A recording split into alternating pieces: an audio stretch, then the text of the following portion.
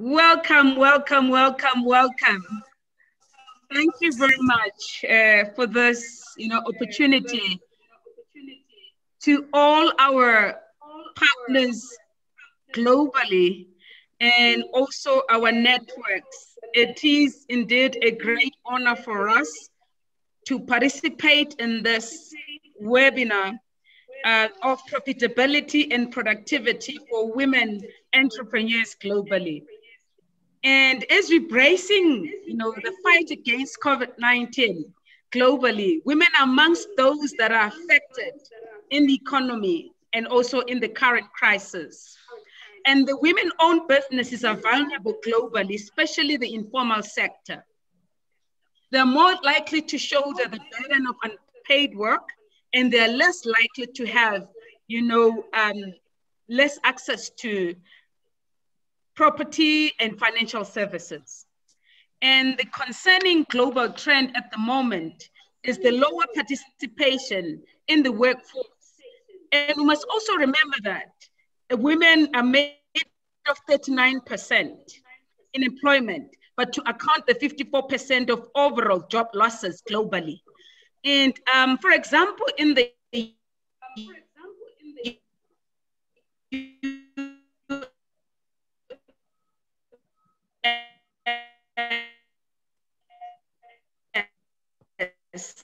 the US,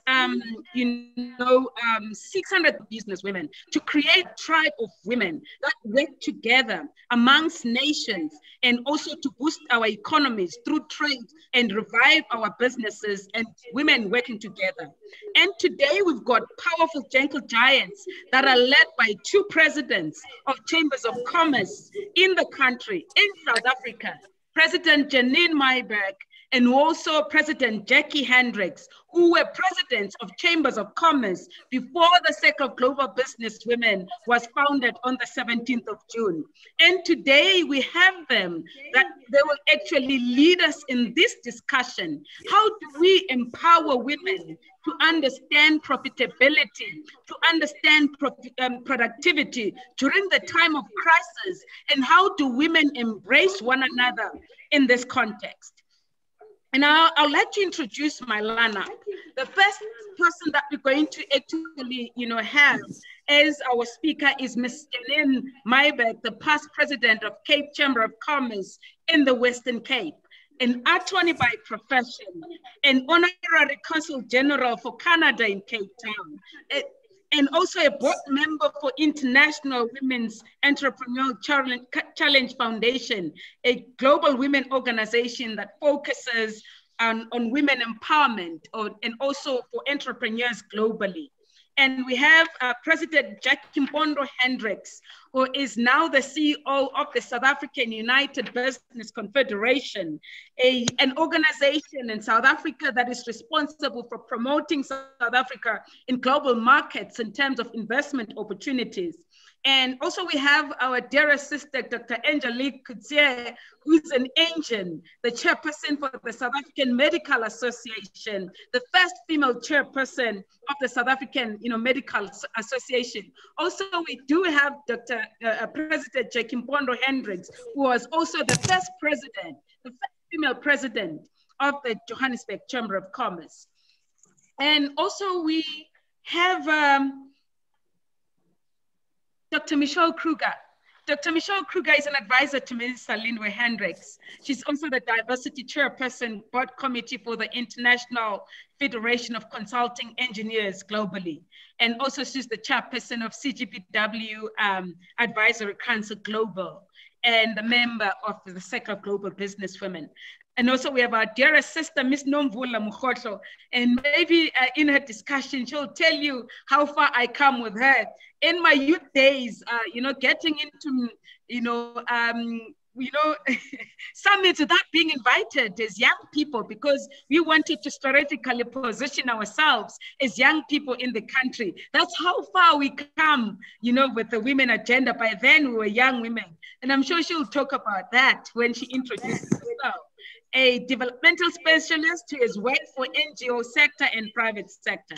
Then we have Kia Mawela. We're celebrating young people in South Africa. And today we're celebrating this young woman in our midst, the brand executive for Audi South Africa. She's responsible, and in fact, she's the big brains behind Audi SA. When you look at adverts, when you look at their PR strategy, as a young woman, Kia, we celebrate you today in this platform because it's a youth month. So as a young woman, the platform is yours today.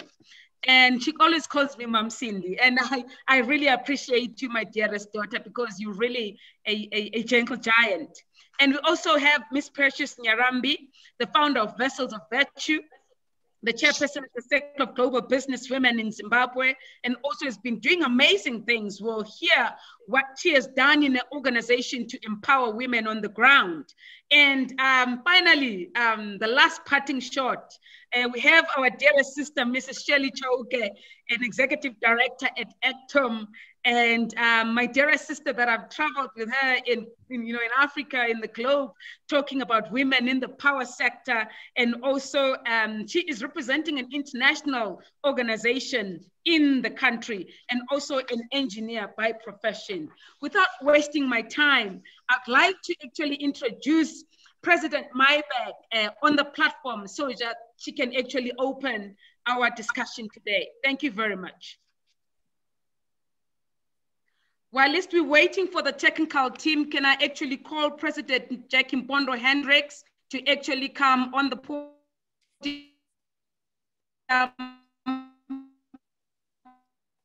and we'll come back with the video for President Maibag. Thank you, President. Hello, can you hear me? Yes, we can. Thank you so much, President Cindy. Good day, ladies and gentlemen. I humbly greet you from the city of gold, the city of dreams, and the economic heartbeat of South Africa, Johannesburg. Esteemed speakers and guests, visionaries, custodians of the hopes, dreams, and aspirations of our people, economic game changers, and leaders of the socio-economic revolution. I usually start my addresses with a personal position statement that gives my audience an indication of the authenticity of me. I am a proud daughter of the African soil, a descendant of a great lineage of African ancestors, and the personification of God's mercy, grace, and unconditional love. This is aligned to my collective mandate as the Johannesburg Chamber of Commerce and Industry outgoing president and the newly appointed South African United Business Confederation CEO, both first appointments. My focus will be slanted towards women in global trade during and post-COVID-19, and the key role played by organized business in supporting women for global mainstream economic participation. It is with great pleasure and humility that I accepted the invitation to deliver this address themed Profitability and Productivity for Women Entrepreneurs during and post-COVID-19. Our common vision as women leaders is to secure our preferred trade and investment position. At the heart of all our activities is the inclusive empowerment of women and youth-owned businesses. This address occurs at a time when South Africa and the world are propelled to collectively deal with a pandemic that constantly challenges us to choose between the livelihoods of some of the world's most vulnerable and the economic survival of our countries at large. What COVID-19 has done is exposed global vulnerabilities, inequalities, spotlighted, threatened uncertainty, despair, caused unwelcome disruption, personal and financial losses, including its multi-layered effect on women's well-being.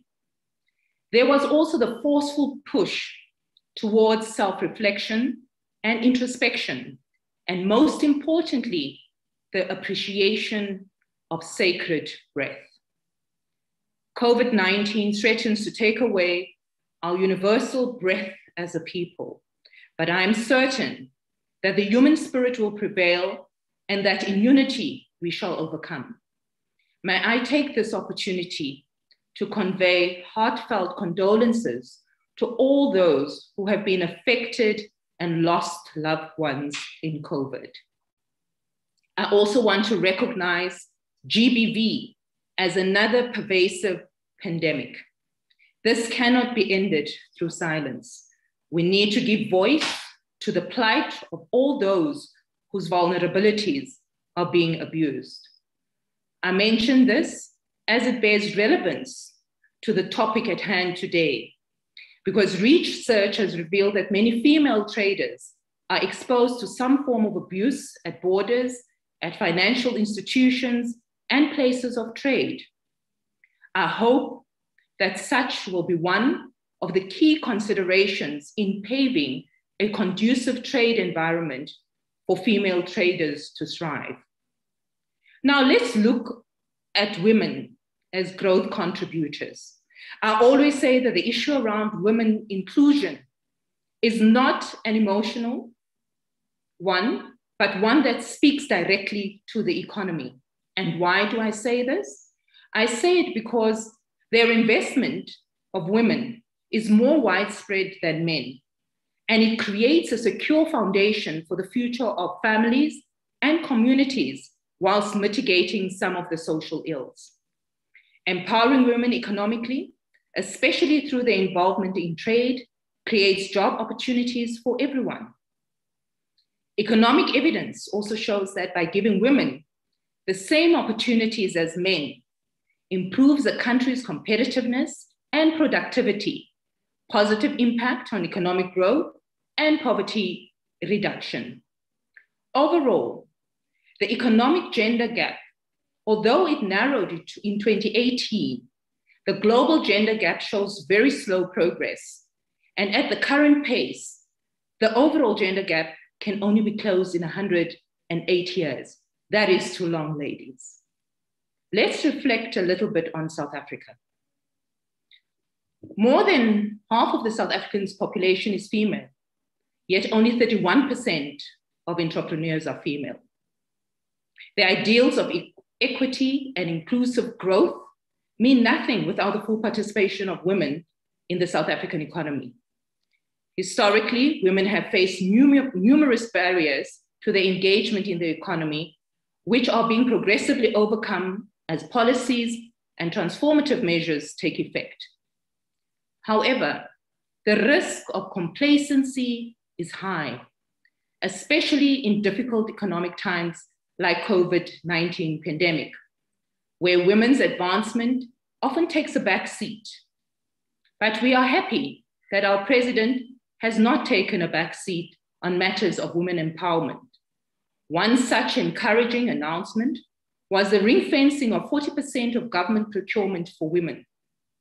We await in anticipation further announcements by our president in August. This is slightly better than the 31% global average of women-led SMMEs. Research shows that women face greater difficulties in becoming and succeeding as entrepreneurs. Women-led businesses need support to scale up and to enter into collaborations with other businesses.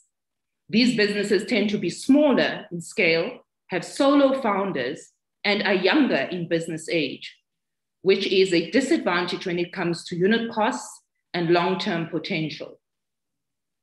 The latest Accenture research shows that by upskilling more women, creating a culture of equality, accelerating and leading the change the country could unlock 319 billion into the GDP and create more jobs today by achieving gender parity in the workplace alone. The deteriorating South African economy also impacts international investor confidence. South Africa needs to find ways to manage itself into a more positive and prosperous economic outlook.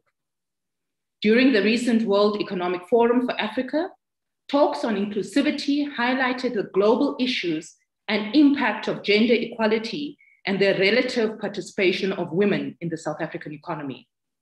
South Africa has been ranked 19 in the world out of 149 countries that were assessed for gender equality in the World Economic Forum's Global Gender Report for 2018.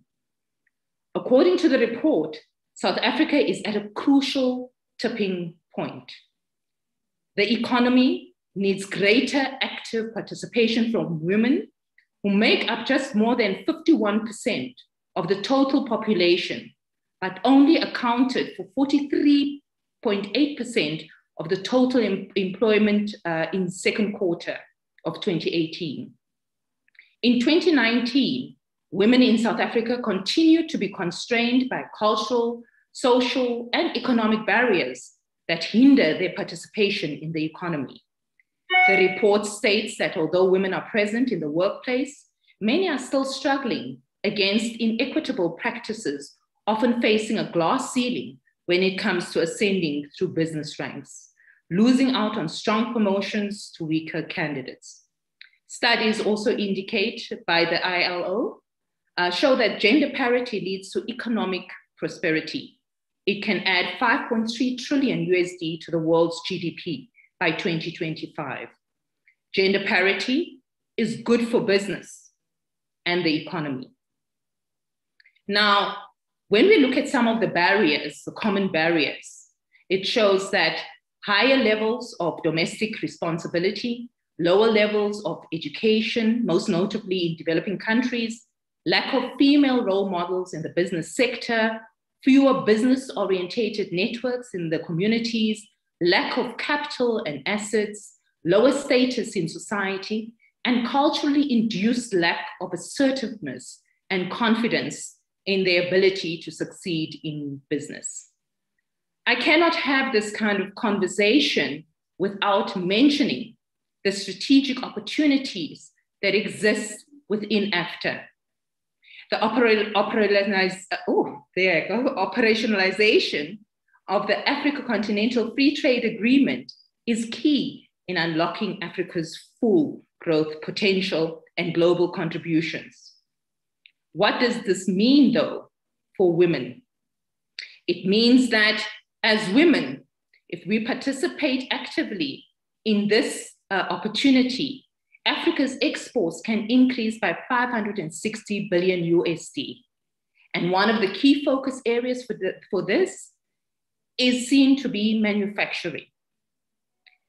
Looking forward, I have no doubt that we need to lay the foundations for a strong, sustainable, and inclusive economic recovery.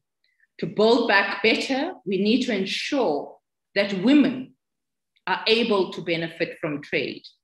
This is a quotation from the World Trade Organization director at the Women and Trade launch in July 2020. What does this mean? It means that from the support, the global trade support that exists is supported through the Buenos Aires Declaration on Trade and Women's Economic Empowerment, which was launched in December 2017, which I suggest that women who are within this webinar look at how they can benefit from these, because the key objectives were raising awareness on the link between trade and gender, facilitating WTO members' action on trade and gender, generating new data on the impact of trade on women, and providing training to government officials and women entrepreneurs. Some of the key interventions that were identified were technical assistance, trade policy reviews, data collection, women's entrepreneur programs, empowering women through aid for trade, and sustainable development goals on gender equality. Now, the United Nations also commissioned a study on opportunities for women in the context of 4 countries, Kenya, Rwanda, Uganda, and South Africa. And their key findings were that a lot of the trade is highly informal and therefore subject to high transaction costs, border delays, corruption, insecurity, and gender-based sexual harassment, poor infrastructure and facilities, weak trader associations, and lack of gender disaggregated data on cross-border trade flows. And I mention these because as organizations, these are some of the key issues that we need to look at how we collectively can resolve for easy flow of trade for women. Now, some of the key recommendations was to seek inclusive participation of key stakeholders, to improve availability of relevant gender data, to conduct comprehensive gender analysis and studies, to importantly support evidence-based policymaking, to conduct advocacy and awareness raising on gender, to monitor processes in accordance with gender trade gaps, and to strengthen women trade associations, amongst others. Now, when we look at just some of the issues that policymakers overlook when it comes to gender-specific impact on women, they do not account for the differential impacts when women are crowded into particular industries, because these require lower skills, like textiles and tourism. While these sectors do provide employment, they offer lower wages, leading to greater inequality. Important competition arising from trade liberalization that can lead to job losses or reduced income for women, and the knock-on effect of liberalized trade, which reduce disposable income for women and households. Now, how do we then, as the SAUBC, in partnership with the Circle of Global Business Women, support women at large? Through general policy advocacy for social structural reform that is slanted towards the improvement of the environment in which women operate. For diversity, we have created a diversity and inclusion committee that will focus on women issues. We support women member representative organizations. We are and will be challenging NEDLAC for broader inclusion and engagement and participation, especially around issues relating to women. We represent our member associations at international events of interest. We also assist with funding, training, and capacitation, global trade and investment, research capacity, and CSI initiatives that support women in general. In closing, my challenge to women today is that we need to take control of our own destiny and inform our own narrative. We need to push against the imposed societal boundaries and barriers. We need to guide, inform, monitor, track, and evaluate set milestones as per global agreements and stakeholder commitments. We need to be proactive participants in policy formulation. We need to create our own clearly articulated, qualified, and quantified action-orientated master plan that will secure our rightful place as co-creators of the Africa we want as a united force and voice. Now that we know the problems, presenting the solutions becomes critical. Let's now create a business-led platform for implementing the solutions.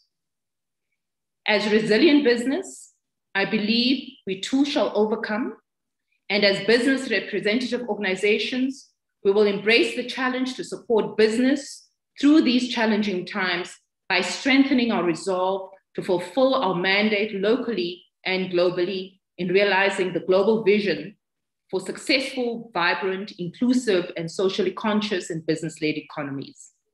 We, in partnership with our sister chambers, business and industry associations, government, labor, and civic organizations, must be actively involved in getting the economy back on track again. Collectively, we need to play an instrumental role in guiding and informing the implementation of an inclusive COVID-19 economic recovery plan with our respective constituencies. It is, however, also important that business contributes towards instilling an African and national sense of hope, pride, and dignity amongst our people, who are, after all, our stakeholders, our staff, our clients and customers. I leave you with a personal anecdote. I was COVID personified. I lived it, I felt it, I experienced it, I challenged it. I was humbled by it, and I overcame it. I believe that the triumph of the human spirit will once again prevail, and we will be the storytellers of this life-altering chapter in history. I'm humbled to continue to serve. May this network reap the intended outcomes and clear action-driven plans to secure meaningful contributions as we entrench our leadership role as women in international trade and authors of an African-inspired narrative for future generations. I thank you, President Cindy.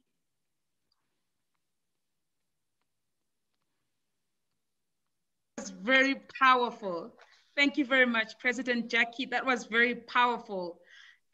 What we have learned out of your presentation with your experience as a president of a Chamber of Commerce in Johannesburg, you spoke about two critical things: the role of women in the economy and how do we mainstream them in the economy. But also at the same time, you also acknowledged President Ramaphosa for the 40%, set aside for women in South Africa. And how do women start getting involved into actually, making the 40% economy as a transaction within women in their sectors. I'm glad because I'm a director and a board member for the South African United Business Confederation, and as my CEO, I'm really humbled and honored with this powerful, presentation representing the organization.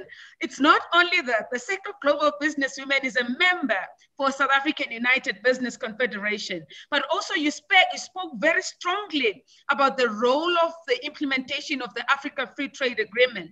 As the Sector of Global Business Women, we're working very closely with His Excellency Wamgele Mene, looking at the Women Trade Protocol. How do we make sure that South Africa and Africa at large and women, informal traders, participate in this implementation so that no one is left behind? And also the role of youth, since that it's a youth month, how do you make sure that young people, young women participate in the implementation of the Africa Free Trade Agreement? And also looking at international linkages and the role that you have played as the past president for JCCI. Yes, you have connected us to Jungle Giants, Madam Minta Valentina in the International Chamber of Commerce. And today we are strategic partners with the International Chamber of Commerce because of your connection, President Jackie, when you were president for the Johannesburg Chamber of Commerce. Thank you very much, my dear sister. I salute and honor you. That's why I said today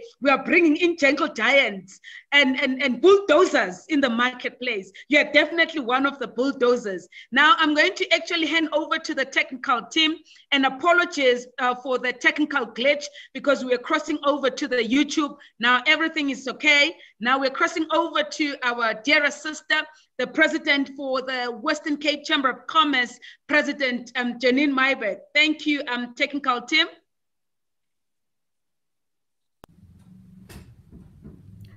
Good afternoon, ladies, and thank you for the honor of sharing with you today on being an entrepreneur in the time of COVID.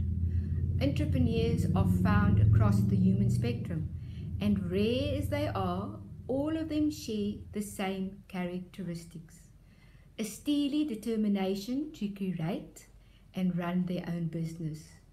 Their motivations vary from needing to feed their families and themselves at the one end, or to making a profit rather than being an employee.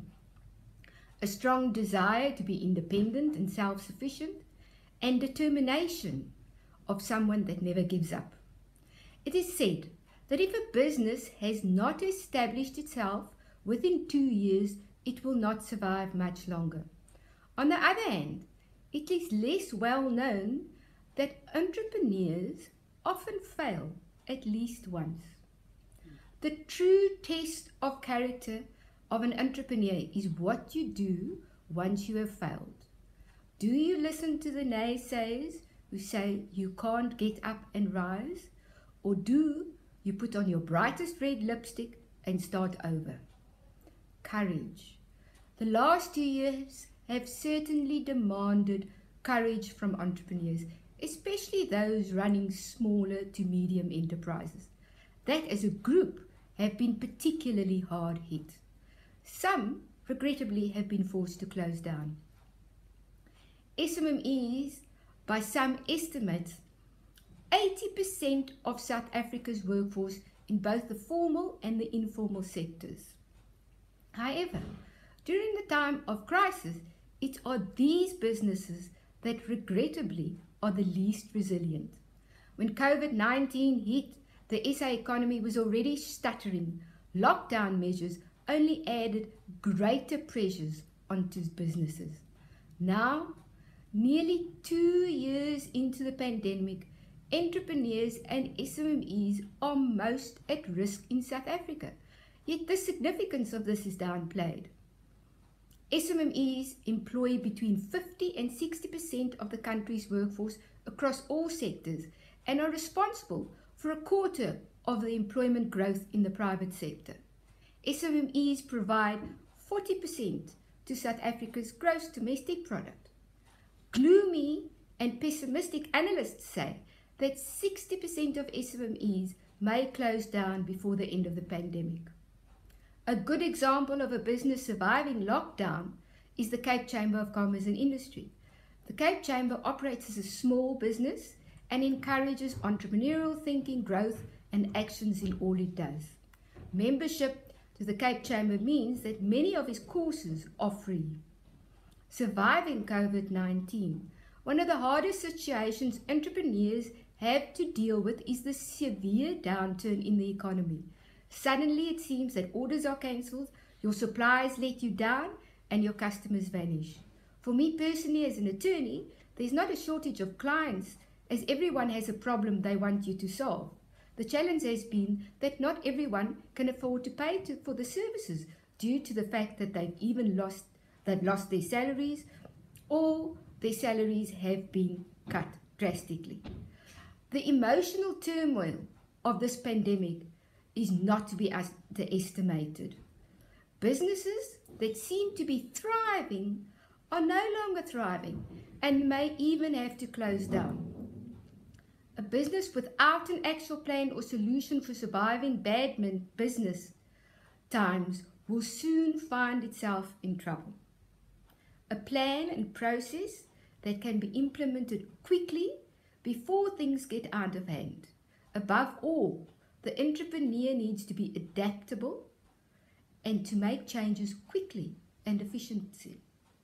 At the Chamber, we both had a backup plan and the ability to change rapidly when COVID hit.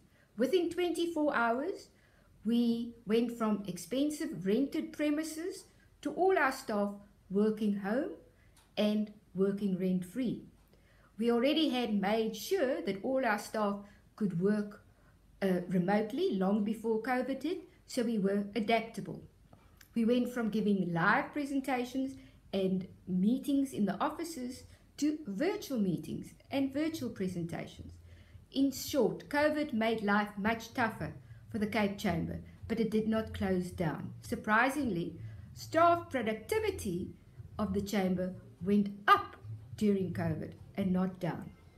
We lost some members, but we also gained members in COVID, which was not entirely expected. The Chamber had a plan and process ready, which could be implemented within 24 hours.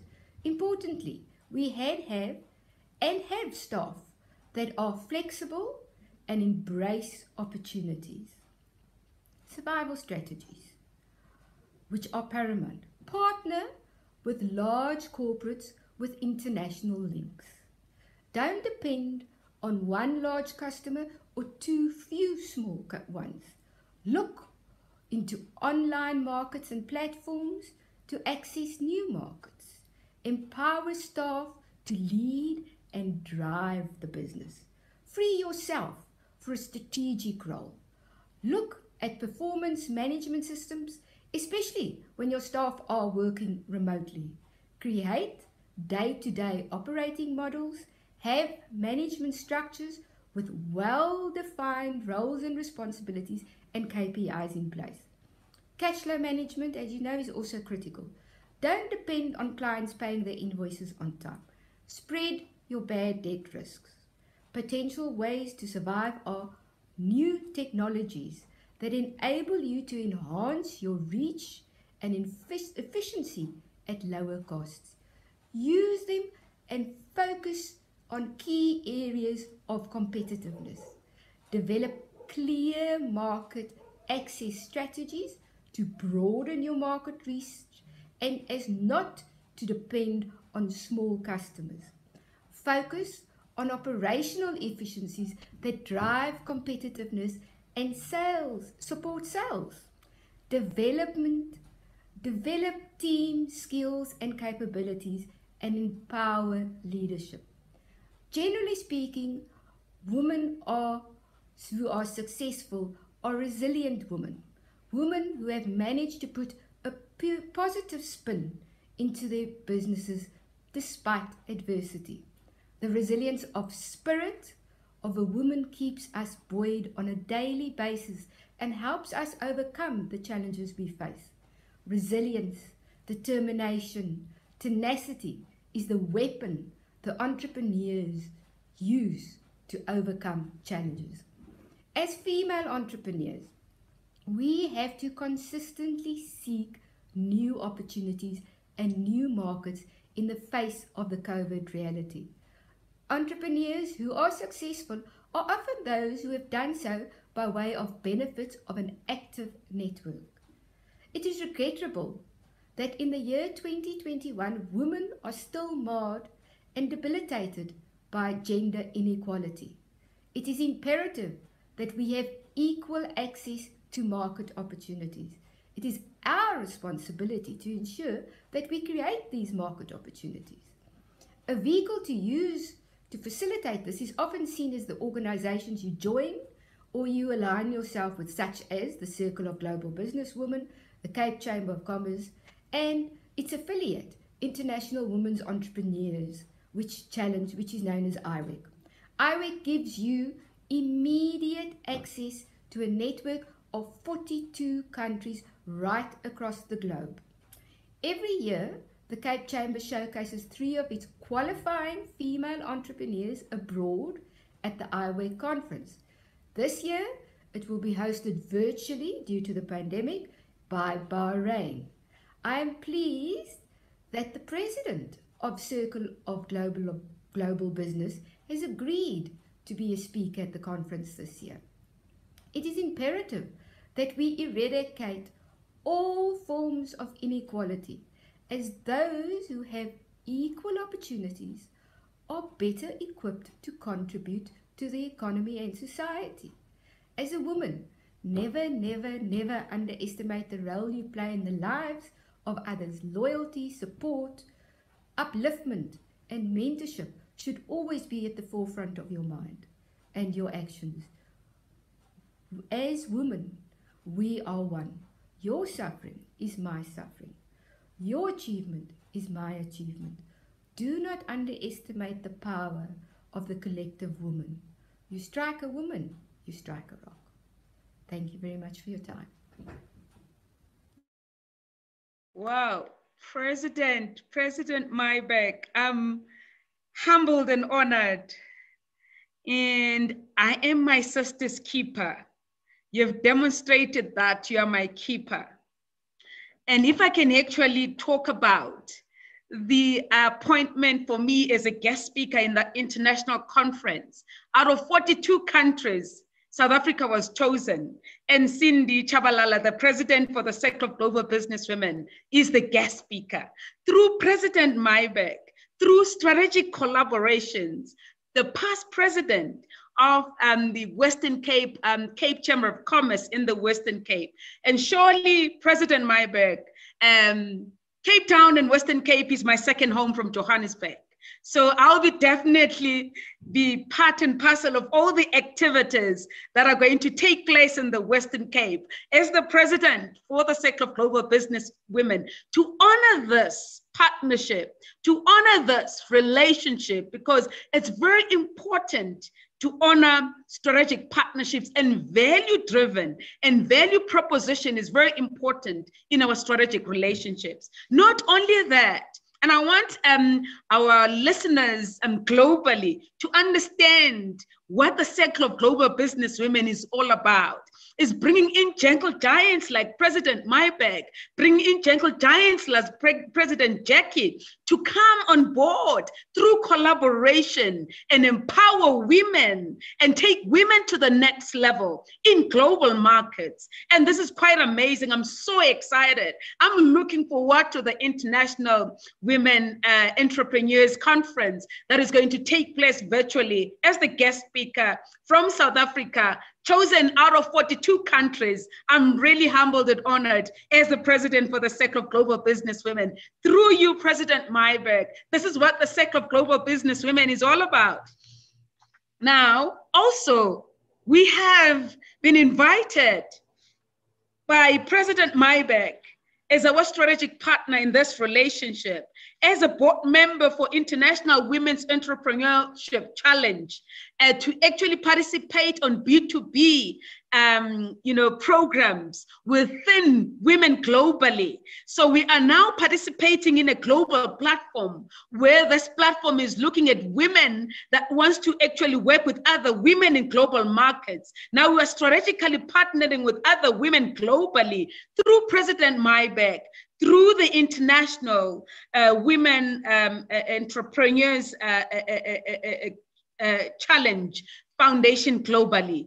And let us just give a round of applause to ourselves as the Circle of Global Business Women. We are celebrating our birthday on the 17th of June. And here we are. This is our vision. This is our mission. This is our, objective. And we have achieved it within a year. Through President Mayberg, not through Cindy, because as the Circle of Global Business Women, we believe in strategic partnerships, we believe in collaborations. We need to collaborate for radical impact on the ground. This is what President Mayberg has actually demonstrated as a past chamber for the Western Cape Chamber of Commerce. I salute and honor you, my sister. I spoke to you earlier on before we started this session.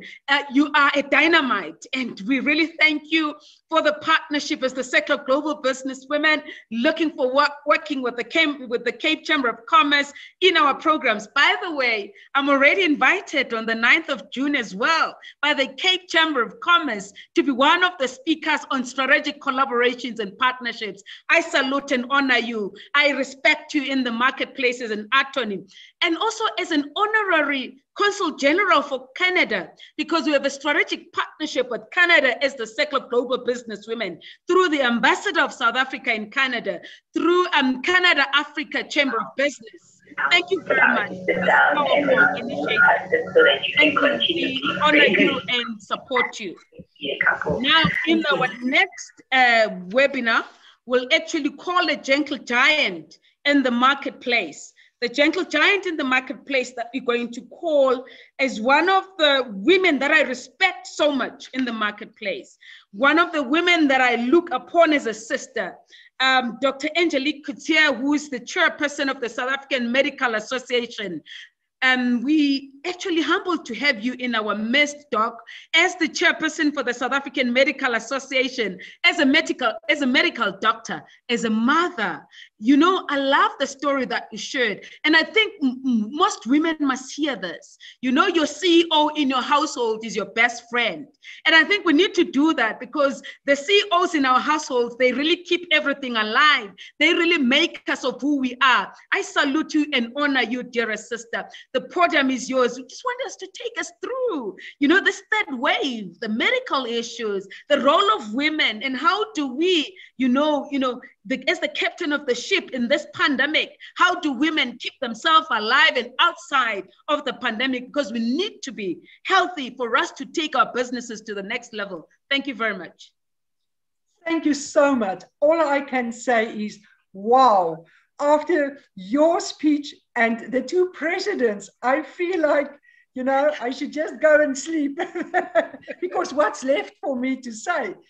I just want to say, I am so honored to be here today and to speak about female entrepreneurship in this very, very difficult time from a medical point of view. But before we start, I'm going to be, I don't have a very nice prepared speech because I tend to get off sidetracked. Once if I start, it's like that old Ford car. Once if you get it going, oh my goodness, it doesn't want to stop.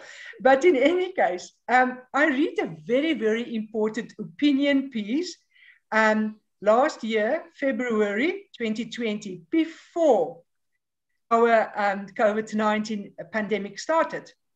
So, and if I look at what they were saying there, is that, and this was written in relationship with the South African females, and they said that if women, now again, female entrepreneurs in South Africa, started their businesses at the same time as men, the global GDP would increase by $28 trillion by 2025. And similar forecasts exist locally. So they said by 2020, female entrepreneurs have the potential to boost the South African economy by 1,755 billion. 175 billion. Where am I now? So let's say that was before the pandemic started. Let's say we even half that amount. With our female entrepreneurs out there, we can still survive in South Africa as mothers, I want to say, of the nation, because the nation cannot get anywhere without mothers. They need a mother to get anywhere. So again, we all know that most of these, nearly 65% of small businesses are run by women. We know it. And yet, on a male versus female basis, just 9 out of 100 women are involved in early stage entrepreneurial activities, compared to 13 out of 100 South African men. And it compares notably to other countries. So what now? What now? Let me tell you, as females, in this pandemic, what we are now seeing, we have things that men doesn't have. And what is that? We have the ability, as I've already said, to be mothers, to understand a household. And yes, it is true that most of our small entrepreneurs are around the clothing industry, the hospitality industry, because guess what? That's what we can do. So why should we change it? In COVID times, because we need to make sure that there's clothes out there. We need to make sure that a nation is being fed. Maybe we can't open a restaurant, but there should be another way to get through this.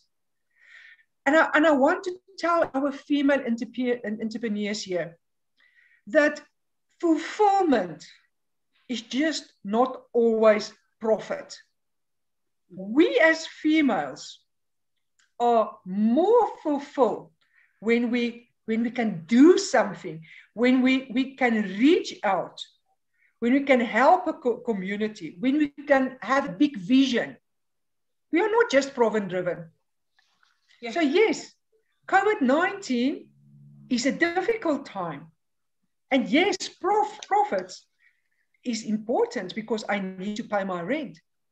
But if I can have fulfillment in what I want to do, that is already a step in the right direction. Because COVID tends to take away your environment that you think you are safe in. It actually exposes us to what is out there, and it makes us vulnerable. So if we as females are having fulfillment, yes, tonight I put my head down.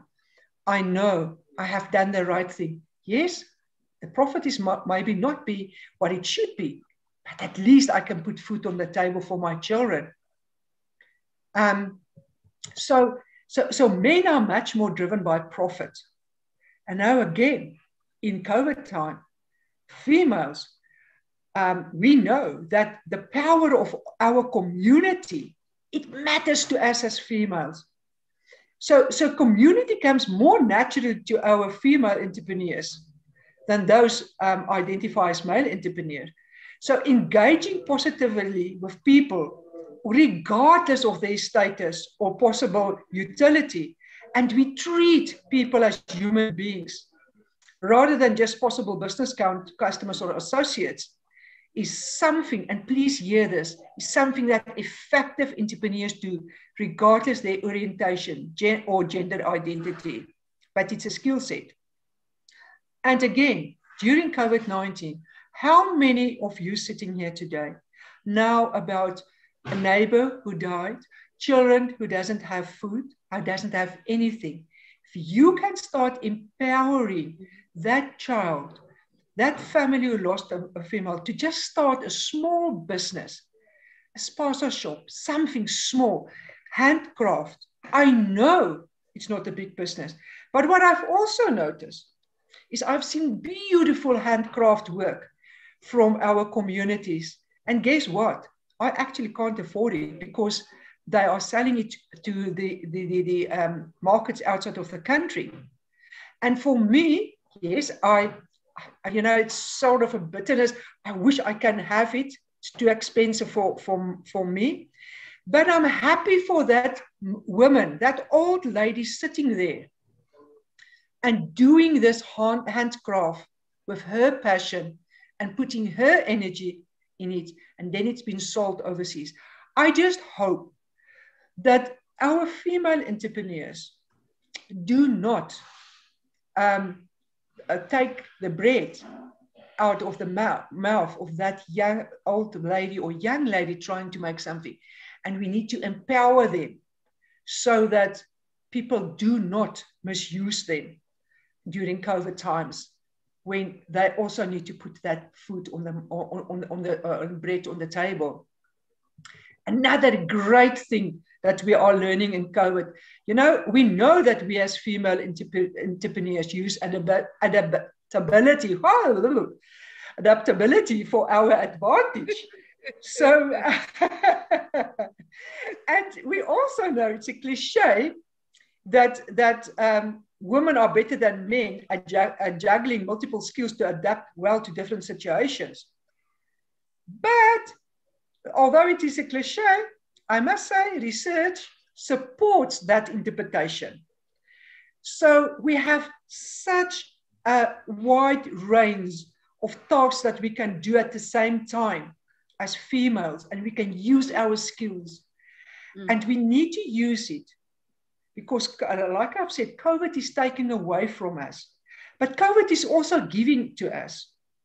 It makes us feel much more in charge in the end of the day. If you can adapt, if you do something for your community from an entrepreneurship side, if I get fulfillment and I'm not only running after the money, I'm always telling my children, you know what? The money will come. Just do it right. Don't let the money first come and then you want to do it right. So as female entrepreneurs, please, I beg of you, do use your adaptability. Use your creativity. That's another thing that we now need to get from COVID-19. We need to become creative. And how are we going to do it? And how are we going to empower our communities? And how can we walk together? Remember, if I'm not okay, you're not okay. So I need to be okay, and I need to make it safe for you to be okay. It's like wearing my mask. I wear my mask to show that I actually give or that I care. That's the correct word, that I care for you.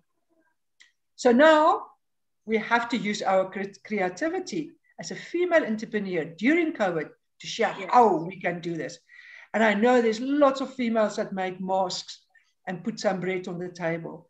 And that's what we need to do. We need to focus also on customers that will help our female entrepreneurs to succeed. It is such important things.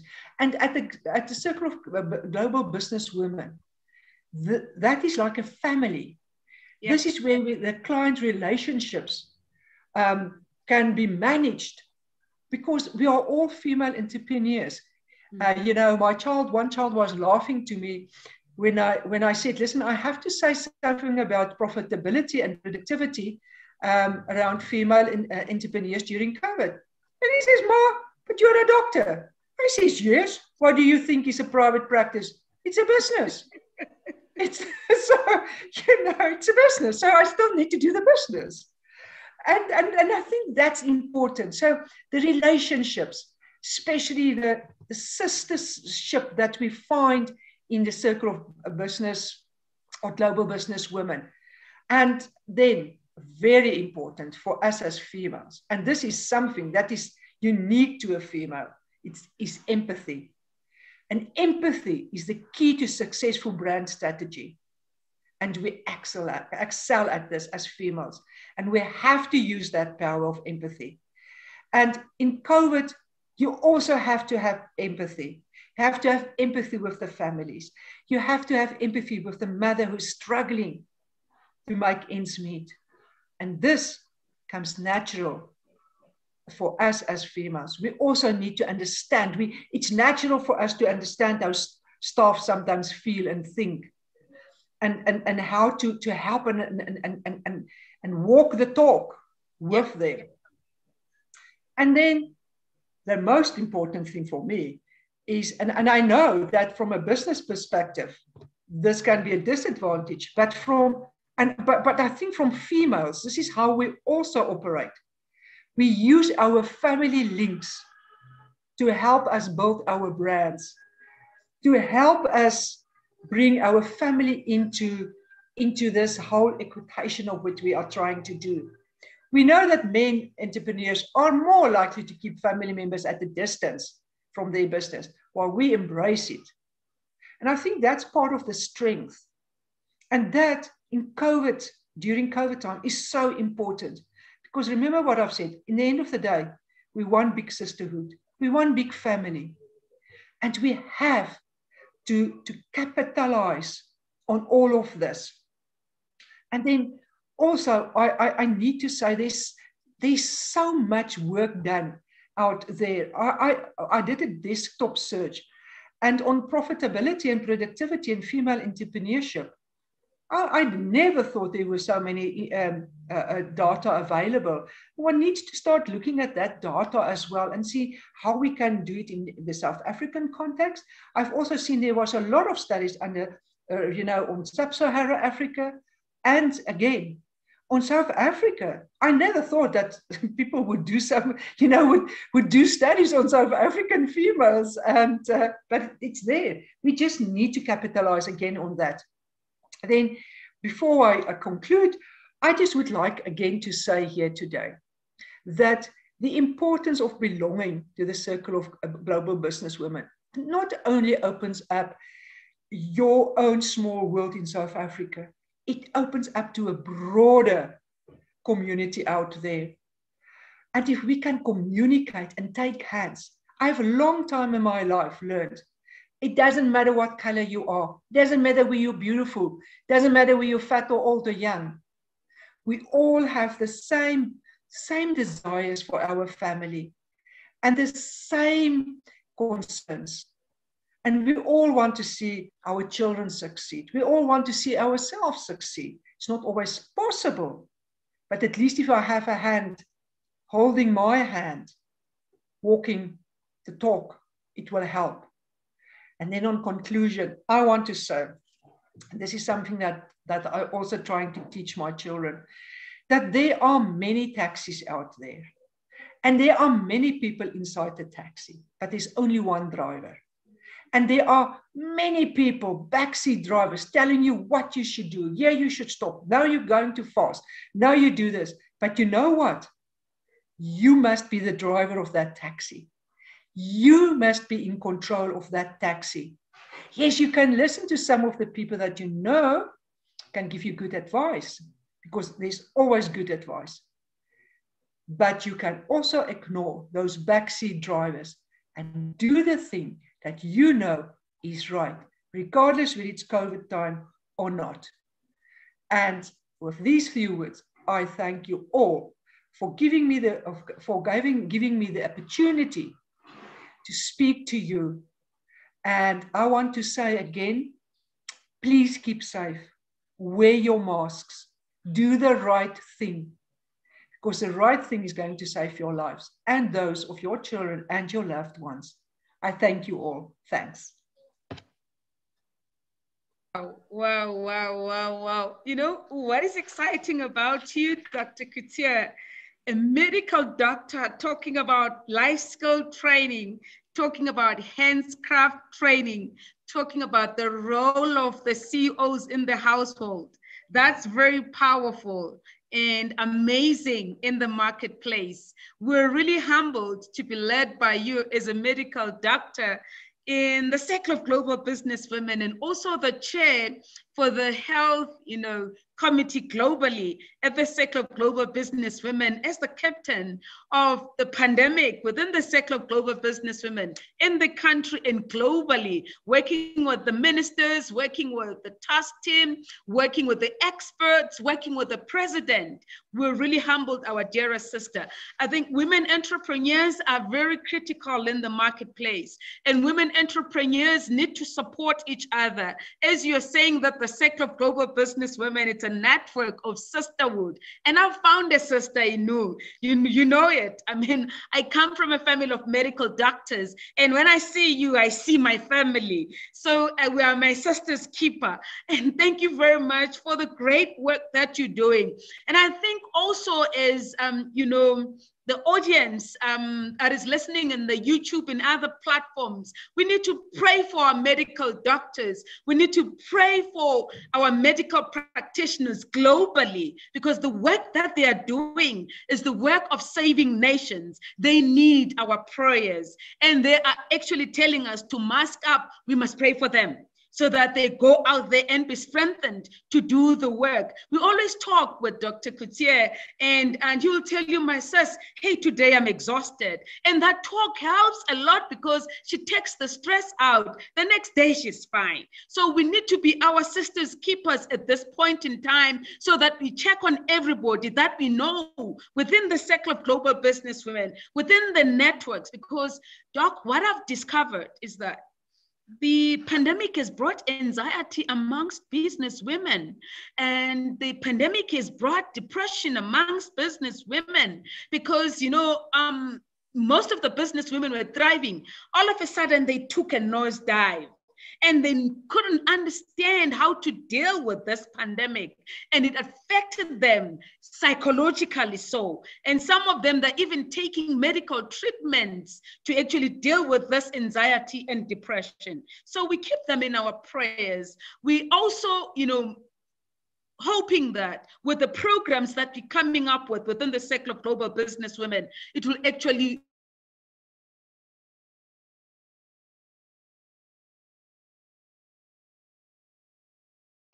President Mayberg is actually the only woman president that was appointed in 2017 at the Cape Chamber of Commerce. So today we're only having the only presidents, the only chairperson for the South African Medical Association, just like you, Dr. Angelique Coetzee.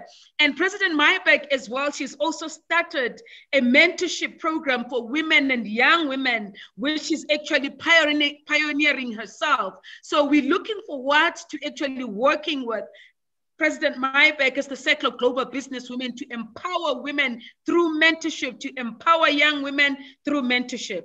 Now I'm actually bringing another gentle giant, my dearest sister, Dr. Michelle Kruger, who is one of the founders for the Circle of Global Business Women, an academic doctor, an engineer by profession, and a diversity chairperson, the board committee for International Federation of Consulting Engineers globally, and also the chairperson for CGPW Advisory Council. Thank you very much, Doc. The floor is yours. Thank you so much. And thank you so much for this opportunity.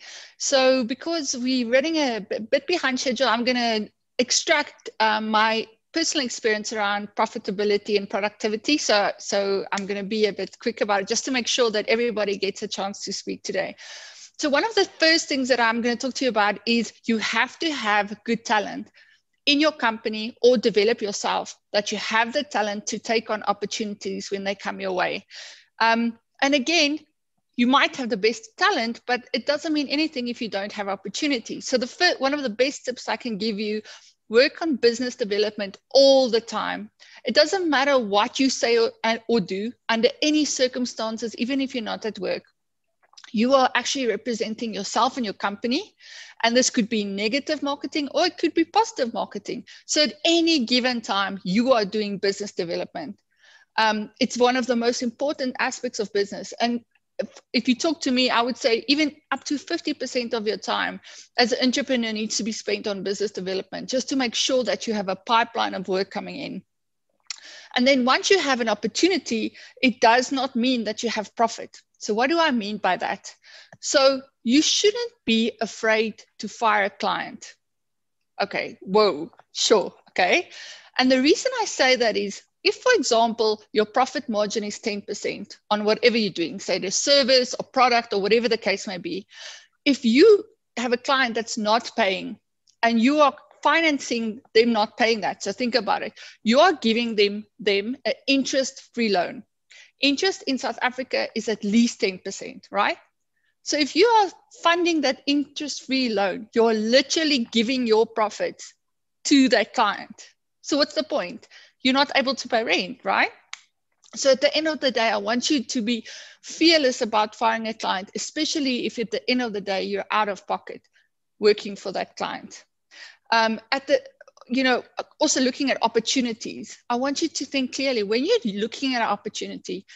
It could be that you are working for a long time only to make, 50 Rand, or are you able to look at an opportunity to say, if I put in the same amount of time, will I be making 100 Rand? Because it doesn't help, again, you keep on giving everything for the client or the opportunity. And at the end of the day, it doesn't translate you being able to pay your rent or putting food on the table. Then also looking back at looking at best talent. We as women, can be extremely perfectionistic, right? And at the end of the day, when it comes to business, sometimes having something all the way to 90% is where you are making profit, and trying to be that last 10% of a perfectionist, it actually then steals your profit. So I want you to be very aware of how you spend your time on a project or on promotion or whatever the case may be. The question is, are you able to make exactly the same outcome with 90% of the time that you're spending? Or should you be spending that last 10%? And again, thinking of what Dr. Angelique said is do the right thing, absolutely. But look at how you spend your time on an opportunity. The next thing I want to talk about is passion. So it is very easy to become very productive when you're passionate about what you're doing. The other ladies in the panel have said so as well. The moment you're passionate about what you're doing, it doesn't feel like work, and your productivity increases on a trajectory. So just keep in mind all the time. Also, what's the value add of what you're doing? We as women, we have great talent in adding value to what we're doing. In other words, here's rice, here's chicken, but the outcome of what a woman can do is definitely not chicken and rice. So we do have talent for adding value. And what the other speakers were saying as well, we have an amazing way of taking something as I was saying, something that might be quite simple and adding value into something that's magnificent, more than just a piece of material or a piece of wood. So go for it. Your creative juices, your creative talents, your passion, take it forward and add value. Collaborate. So many people have talked about that, but collaborate, not just within circle of global businesswomen or chambers or whatever the case may be. Look at your fellow competitors in your market. I promise you, those are also just people who want to access markets, and your network is your net worth. So collaborate with your network. They also can open up doors for you, and don't just look down on yourself. You can open up markets for them as well. Then to finish off, I want you to think of we're living in a new age. I want you to consider that the biggest taxi industry in the world, Uber, doesn't own one taxi. The biggest hotel company in the world, Airbnb, doesn't own any hotels. So I want you to start thinking on that level. because ultimately the world is now so small. We can, we have an amazing banking sector in South Africa, making it very easy for you to be able to sell your products internationally, have online systems. So let nothing hold you back. Thank you very much. Oh, wow, Dr. Michelle, definitely nothing that holds us back. I know as one of the founders for the Circle of Global Businesswomen. In fact, you did our marketing strategy. You did our marketing research, and you came back to us and you said, President, there is no other women organization that is just like the Circle of the Global Businesswomen. This is one of its own kind. You endorsed us globally in the marketplace with the research that you did as an academic. Today, I salute and honor you, Dr. Michelle, for the work that you have done within the Circle of Global Businesswomen. Today, we're a global women organization that is respected globally because of the research and the guidance that you gave us as an academic, as well as a sister working with us to make the Circle of Global Businesswomen take off. And I know you're one of those persons that is very passionate about what you do. And even now, when you're speaking, you were demonstrating the passion because you love what we do, because once we become, we love what we're doing, we become productive. And also you serve with integrity and humility. There's one person that I've ever come across who's just like you, Dr. Michelle. I respect you and I honor you, my dearest sister, for who you are in the marketplace. Knowing you, working with you as a sister, I'm really humbled and honored today. This is to showcase to the world that the Circle of Global Businesswomen doesn't have race. All women belong to the Circle of Global Businesswomen, be it you are Black or white or Indian or Muslim. This is your home, because when we talk about leadership issues globally, leadership issues don't have race. Leadership issues don't have color. And hence you see what is happening on this platform. And this is who we are as the Circle of Global Businesswomen.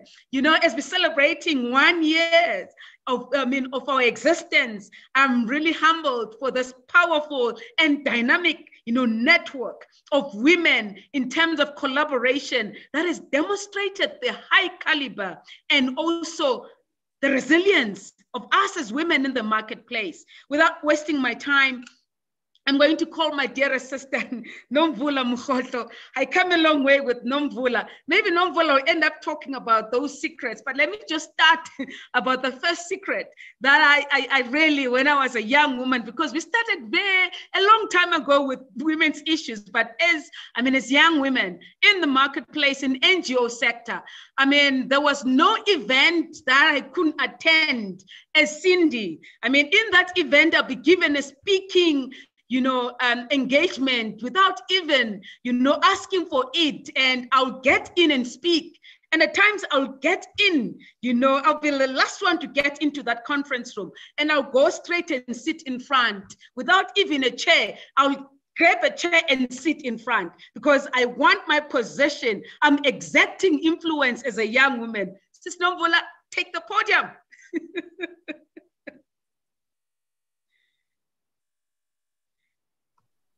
Okay. Yes, Cindy.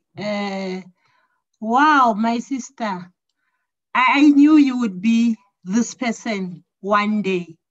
I saw the journey unfolding, and I'm so grateful for your successes. And hold on, my sister. You are on the right track. And of course, today is not about talking about you, but I really am appreciative of the journey that you have traveled. And thank you so much for inviting me. On behalf of the Department of Small Business Development, I'm going to be talking today about everything that is business women. Cindy has summarized everything that we have traveled the journey together, fighting for our space, but fighting for the success of women entrepreneurs.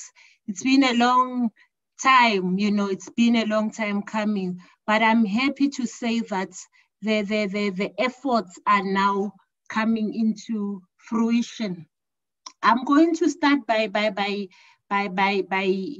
talking about what most of the speakers have already spoken about. The fact that as a country, really, we have traveled a long journey, and we've made strides in empowering women. Today we have almost 50-50 participation of women in parliament, the judiciary.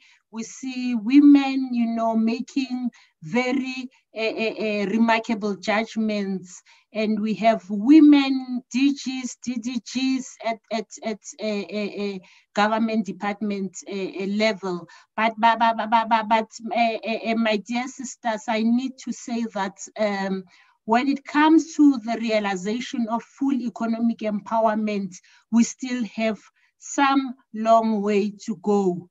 And in fact, the coronavirus pandemic didn't help us much, but we all agree that it has actually exposed the level of inequalities between men and women. What is happening now as a result of coronavirus is not actually a new thing. It's just a exposed further. And as our president has said, that the pandemic has once again brought to the fore the urgent need for women's economic empowerment. And we believe that the empowerment of women and girls must remain at the core of development and at the core of economic recovery. Be that as it may, as I'm sitting here, I want to say, as a Department of Small Business Development, we took a strategic decision to support women, youth, and persons with disabilities by mainstreaming them across all our programs, our policies, our interventions. And we are actually working very, very closely with our sister department, Department of Women, Youth, and Persons with Disabilities.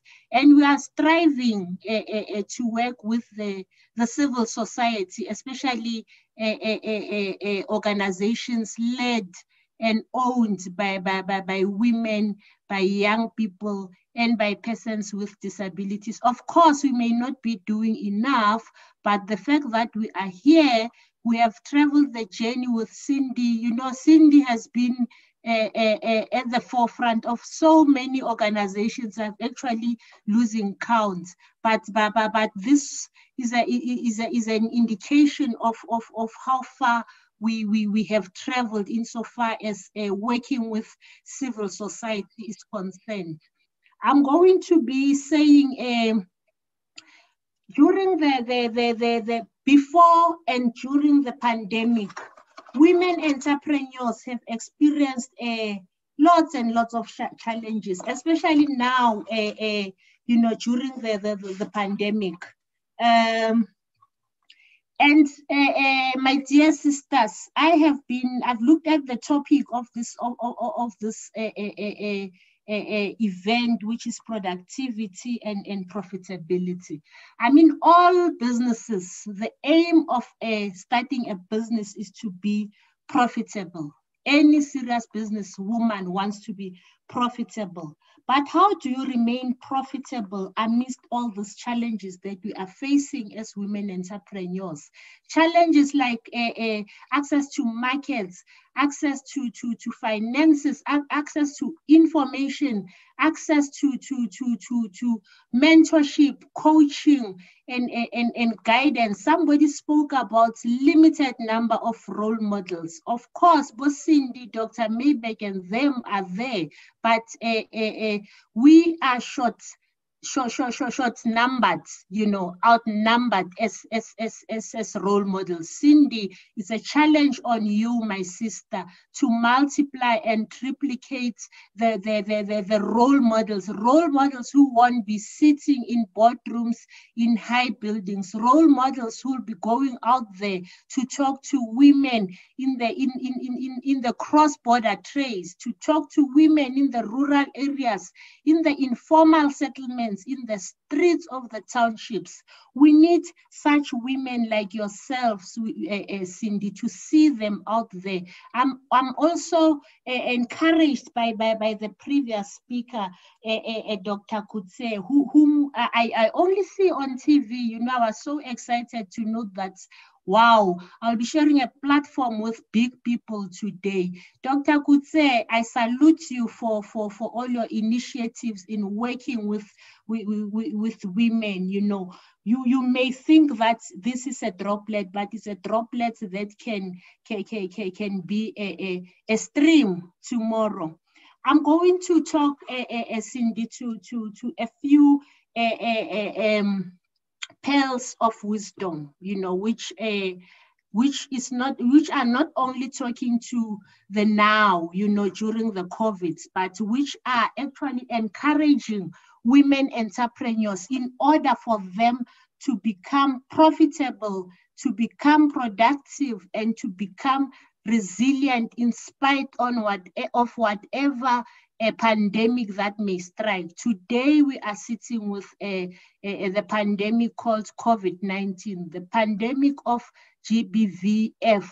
But tomorrow, we may be sitting with yet another pandemic that we do not know. But my sisters, I want to encourage you that as you move, as you grow your businesses, here are some of the few pearls of wisdom that I want to leave with you. Everyone has their own journey. There's no correct path. And what's right for you may not be right for her. Don't judge. We all have our journey that we are traveling. And the success of Cindy may not be my success. My success may not be the success of Janine Maybeck. But all of us, we will get there. And another thing is that you must know where you are going. Because if you don't know where you are going, you can go anywhere and you will never reach your destination. Have a plan. Somebody spoke about a plan. You must have a plan. You must, one, know who you are, know where you want to go, and know envisage your point of destination. Talk about it. Breathe life into your initiatives. Talk life, talk success into your businesses. And we spoke about knowing the people that you are mixing with. You know, you must be aware of the Lord. You know, if you know some of us, maybe the few of us, Cindy, who might be believing in the Bible, we know that it took the separation. Abraham had to be separated from Lot in order for him to experience his blessings. We might be walking around mixing with people who do not wish us well. So you must pray for a dissenting spirit to be able to identify a lot in your life, a person or organization that wants to pull you down. It may be your family, your friend, your colleague, even your business partner. And also, every relationship, my sisters, serves a particular purpose. You may have a relationship with a person or an organization which has helped you to build your family. That doesn't mean that you must keep that relationship beyond that process. And there's no harm in offloading some of the relationships which you think may harm the growth or the success of your business. And never ever share your plans with any other person. You must learn to identify and know the people that will take you to where you go, because there are in this path, Cindy, we have angels. You know, there are angels. Some we see them, some we don't see them. An angel which will lead you, which will guide you, which will help you to go to where you want to go, to make you to reach your destination. And never allow the society to define you. Society has definitions that do not define us. But if you know yourself, You will never ever reply to a name that is not yours. You will never ever reply to a derogatory name that says you are stupid, you don't have a vision, you are fat, you are short, you are too tall. You know, because as women you can't be enough. You are either too much or too little. So never ever allow the society to define you. Know who you are and know that you matter. Know that you have a space to occupy, and know that you belong at the head of the table, not at the tail of the table.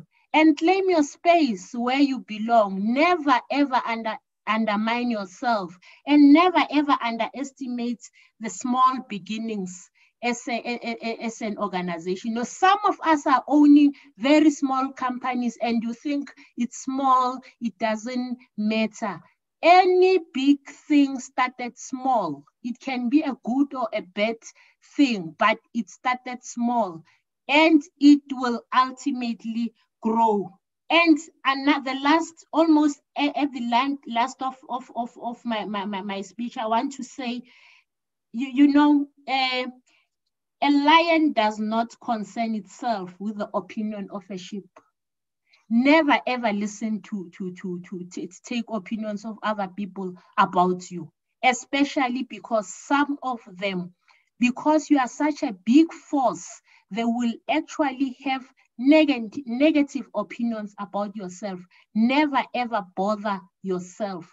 Never ever mind those opinions. I think somebody did say so, that as a child, you must never listen to others. Of course, you need to listen to advices, but you need to know which advice to take. Never ever listen to people who are always telling you that you are not good enough. And of course, as women, we know it's our business to lift others as we rise.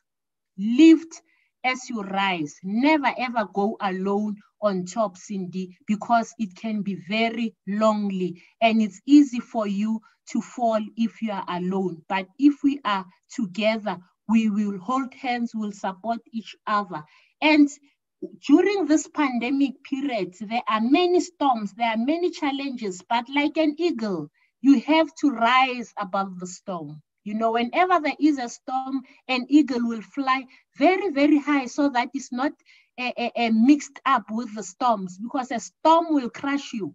Never, ever be involved in the small talks, in the small storms. Rise above the storm like an eagle, and you will land a very powerful person, and you will strategize as you are sitting high there. But as I'm closing down, I need to say, as a department, we have a lot of programs, Cindy, which are on our website, which I'm not going to go deep into, because I understand that we are sitting at an international platform. Cindy today has made us internationalists.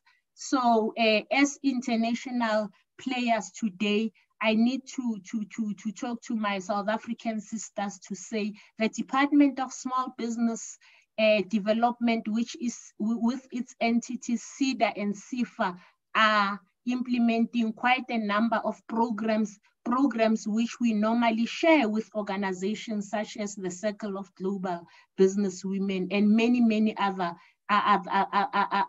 organizations. So please do visit our website. Do visit the website of SEDA and CIFA, and you will get a lot and lots of information there. And Cindy will share my details. I'm a public servant, unlike most of you ladies. I'm a public servant. My details must be out there in the public domain for all the potential and the current existing women business owners to contact us. And I wish you all the best, and let us pray for our sisters and brothers who have lost their loved ones and their livelihoods. And let us pray for those who are sleeping without any shelter in this cold weather. And I'm saying, aluta continua, Cindy. The sky is the limit. Thank you, my sister. Sister Nomvula, you know that you are God sent today. Every sentence that you spoke, it spoke to all of us as speakers and all of us as listeners in the YouTube and all the other platforms. Know who you are. Power of association. Be careful who you share your strategy with. Spirit of discernment. You might share your strategy with the wrong person. You might be in partnership with the wrong person and you don't know that. But once you have the spirit of discernment, you'll be able to actually suss the person out. Is this the right partner? Is it the right person that I can walk this journey with, that I can support me in this vision, in what I'm doing? Claim your space. That's very important. Authenticity, be original. Don't be a copycat. Don't copy out what other women are doing, because God has given us gifts. We have our gifts within us. Surely, Sis Nomvula, what I do, it's not what you're doing, but we're embracing each other as sisters in the marketplace. We come together because our gifts are colliding, in the marketplace, are colliding to this power vision of the Circle of Global Business Women. What President Janine is bringing into the table is different. What Dr. Angelique is bringing is different. What President Jackie Mpondo Hendricks is unique. All of us were unique, but when we come together with this powerful collaborative, efforts in the marketplace to assist women globally to thrive. And I'm going to actually call my dearest sister, Miss Precious Nyarambi, the chairperson for the Circle of Global Business Women in Zimbabwe, and also the founder of Vessels of Virtue, so that she can also speak to, this powerful, message that all of us were unique. What we have said, it's unique because of the journeys that we've traveled, that God has put us together in this platform today to share, to empower other women globally so that they can understand that they are powerful. They must not listen to what other people say. They must listen to what God is saying to them so that they can understand that they've got a vision. We must live a purposeful life. And this is a purposeful life that we're living in this platform today. I'm really humbled as the Circle of Global Business Women. Chairperson Nyarambi, the platform is yours. Wow, I'm so blown away. I think it has been an afternoon of absolute learnings and findings. I'm honored. Well done, Sis Cindy. I'm so proud of you and the work that you are doing. I would like to just start by honoring you for being our president and leading us. And I would like to assure you that as a younger generation, we are learning from you. You are really a force to reckon with. You are a dynamite, you are a lioness, and continue to roar at 22 Sloan. We are cheering you on and we are learning. And I would like also just to appreciate the other speakers that have gone ahead of me. Thank you so much for pouring such wisdom, such insights. We are really, really learning. Thank you so much for pouring your hearts. It's really a difficult time that we find ourselves in, but it is very important for us to pivot and also navigate ourselves throughout the season. And it is important also to identify the support systems, the support structures that are around us. So I would like to honor everyone that has spoken before me. Thank you so much. Thank you so much for pouring your hearts. And I've been taking so many notes, and I want to assure you that I'm going to implement a lot of things that I've learned today. So on profitability and productivity, I think most of the things have been tackled on by the previous speakers. but I'll just summarize some of the things that I just prepared to share in my short space of time. So even as we pivot and navigate ourselves in these times of uncertainty, it is important to still remain relevant, productive and profitable in our businesses. It is important to remain above the storms that we continuously face. It is important for us to continuously find ourselves navigate. There is definitely a support system that you continuously need to leverage on that is continuously around us. So I have just shortlisted some of the things that I thought could be paramount as an entrepreneur myself. I thought it is important for us to understand financials, our financials as we run our business continuously. We need to go back and understand them. We need to go back and just dig deep to see whether we are being productive. And when we have done that, we can be able to pivot from a position of understanding and knowing what we are doing, where we are. You know, sometimes it is important to make a decision when we are informed. Sometimes we are just going everywhere without fully understanding what it is that we are doing. So we need to understand, again, the business in this narrative, in this context of COVID that we find ourselves in, because most of the times, it is easy to get sidetracked, to get swallowed up by the challenges and circumstances that we find ourselves in. So we need to kind of understand what it is, again, pivot ourselves so that we can be able to shoot higher, shoot better, shoot differently, shoot wiser, shoot with an informed decision and a perspective that is better.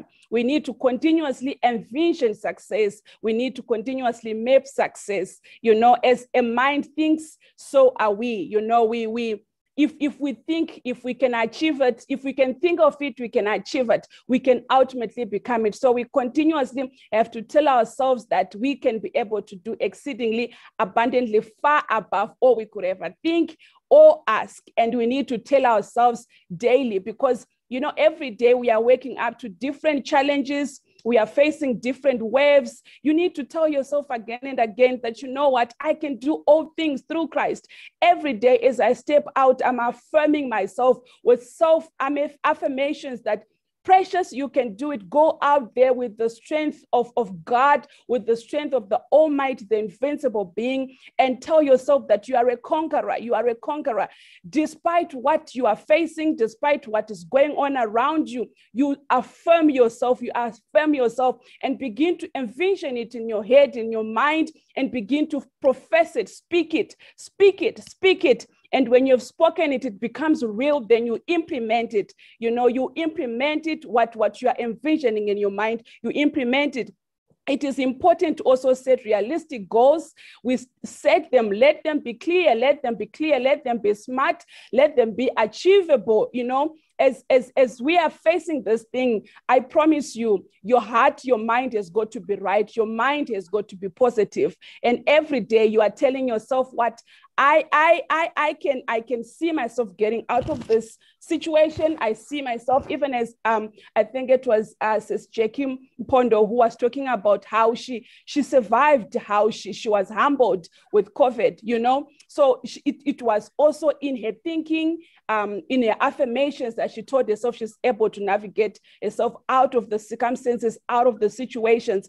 So let's set realistic goals. Let's go back again to the drawing board. We can do it. I remember one of the speakers spoke of the businesses that went diving in. Yes, they went diving in, but we can reposition ourselves. We can pivot ourselves. We can encourage ourselves daily. We can affirm ourselves. We can re-strategize. We can understand our businesses again. We can understand the environments that we find ourselves in right now, and then we begin to move again. It is possible. It is doable to all the African entrepreneurs, African women on the platform, everyone who is listening. It is possible. We need also to identify what has been holding us back. And, you know, sometimes it's so difficult for us to maybe sometimes it's fear or it's the stigma. I remember sharing with someone the other day that, you know, I survived COVID. I got sick and I survived it. And I could tell that the person, there was a stigma around it. And I was like, but I never went looking for it. I never went looking for COVID, but COVID found me, but I survived it, you know? And I realized that I just, at that time when I went through it, I had the right support around me. I had positive people around me. I had to reach out. There are times when I had been bold to say, you know what, I think I need this contract because my business went this way, but with the right support, the right structure that we are continuously getting through the circle of global business women, through the leadership of Cindy, we have been able to navigate, we have been able to build relationships that are taking us daily. You know, you phone, see me, you're like, oh, I need help, I'm stuck, and someone is there to help you. So I just want to also encourage each one of us that don't be alone. Walk the journey with someone, have that right person. As Sis Nomvula said, that don't just go to everyone. Let discernment lead you as you walk. Let this discernment lead you to the right people that can hold your hand, that can be with you, that can be relevant, that will not be able to bring embarrassment or bring you down, but can be able to hold your hand and walk with you during these trying times.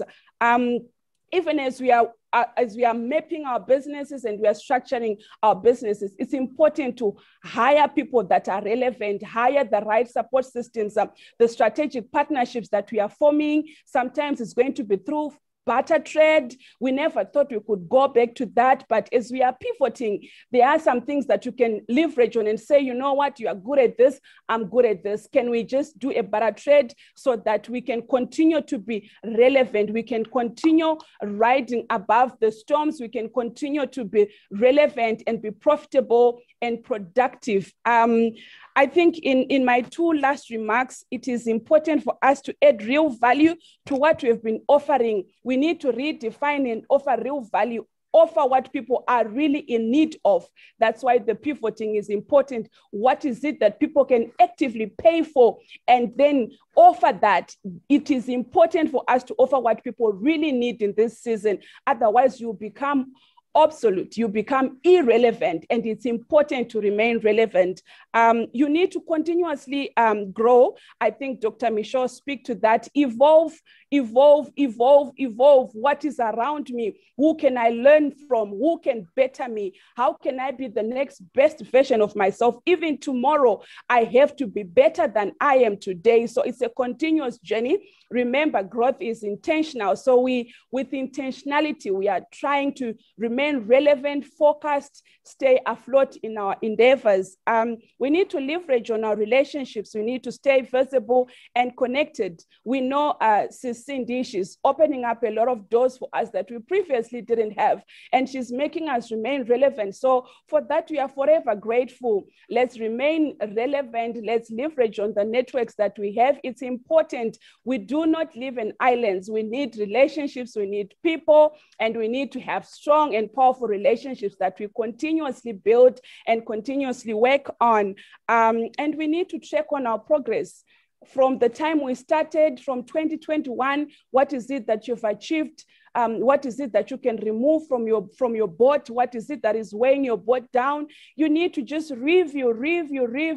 What can make you stay afloat? What can make you stay and remain relevant? It is important to be busy, but most importantly, it is important to be productively busy, not just busy. You need to be able to say, okay, I've redeemed my time, I've remained relevant, I've stayed afloat, I have been busy, productively busy, I've been profitably busy. So once again, Sis Cindy, thank you so much for the opportunity. Thank you for the time. I'm humbled, I'm learning, I'm coming as a child before you just to learn and get what I can. Thank you so much. Wow. This is humbling. You know, as you were speaking, a powerful song was downloaded in my spirit. Hallelujah, dumiseni, mbongeni, njalo, ungu Jehovah. Ophilayo kona phakade. Wow. Thank you, Gentle Giants. This is just to honor the Spirit of the Lord amongst us as we speak right now in this platform. God is in it. God is great. Thank you very much, my dearest sister, precious Nyarambi, powerful woman of God. You spoke about powerful, connotations, powerful affirmations. When you go out there in the marketplace, affirm yourself. You are above, you're not beneath. You are the head, you're not the tail. You are dynamic. You are powerful. You are a child of God, and you're going to make it in the marketplace. Those are powerful affirmations as a gentle giant, as you exert yourself, getting out of your home, getting into the marketplace to take what the devil has taken away from you, and you're collecting it back, and it comes to you. Oh my God, thank you. Wow, this is amazing. It is possible in everything that we do as women in the marketplace. We identify that what is holding us back, and we prune those leaves. Those dry leaves must fall down. And we must be the next better version of ourselves. We must be relevant all the time. Powerful women of God in this platform, we must be relevant. Relevance is very important. We must review what we do. Don't we actually make the same mistakes all the time in our businesses? If you're not productive, check why not you're productive. What making you not to be productive in the marketplace? I'm humbled and honored in this, platform. Now I'm going to call another young woman, because you see these young women, they're injecting the energy in us as old women in this marketplace. I'm going to call Kia. Kia is the brand executive manager for Audi South Africa, a young woman of influence. I mean, I always follow her in LinkedIn and social media platforms. She does amazing things.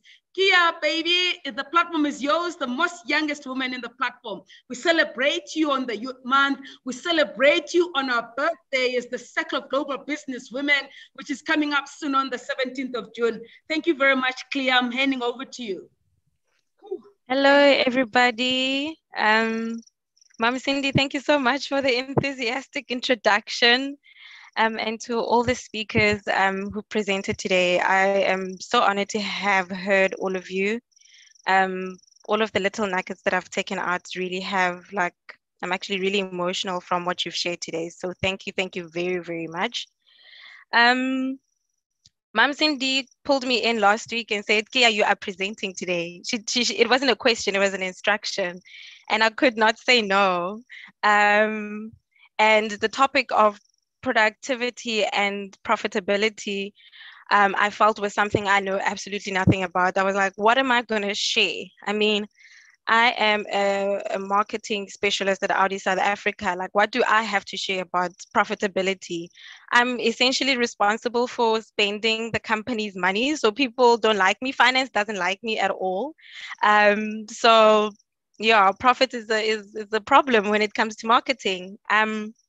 But she told me today to be authentic. She told me to share with you an authentic story and to be my authentic self with you.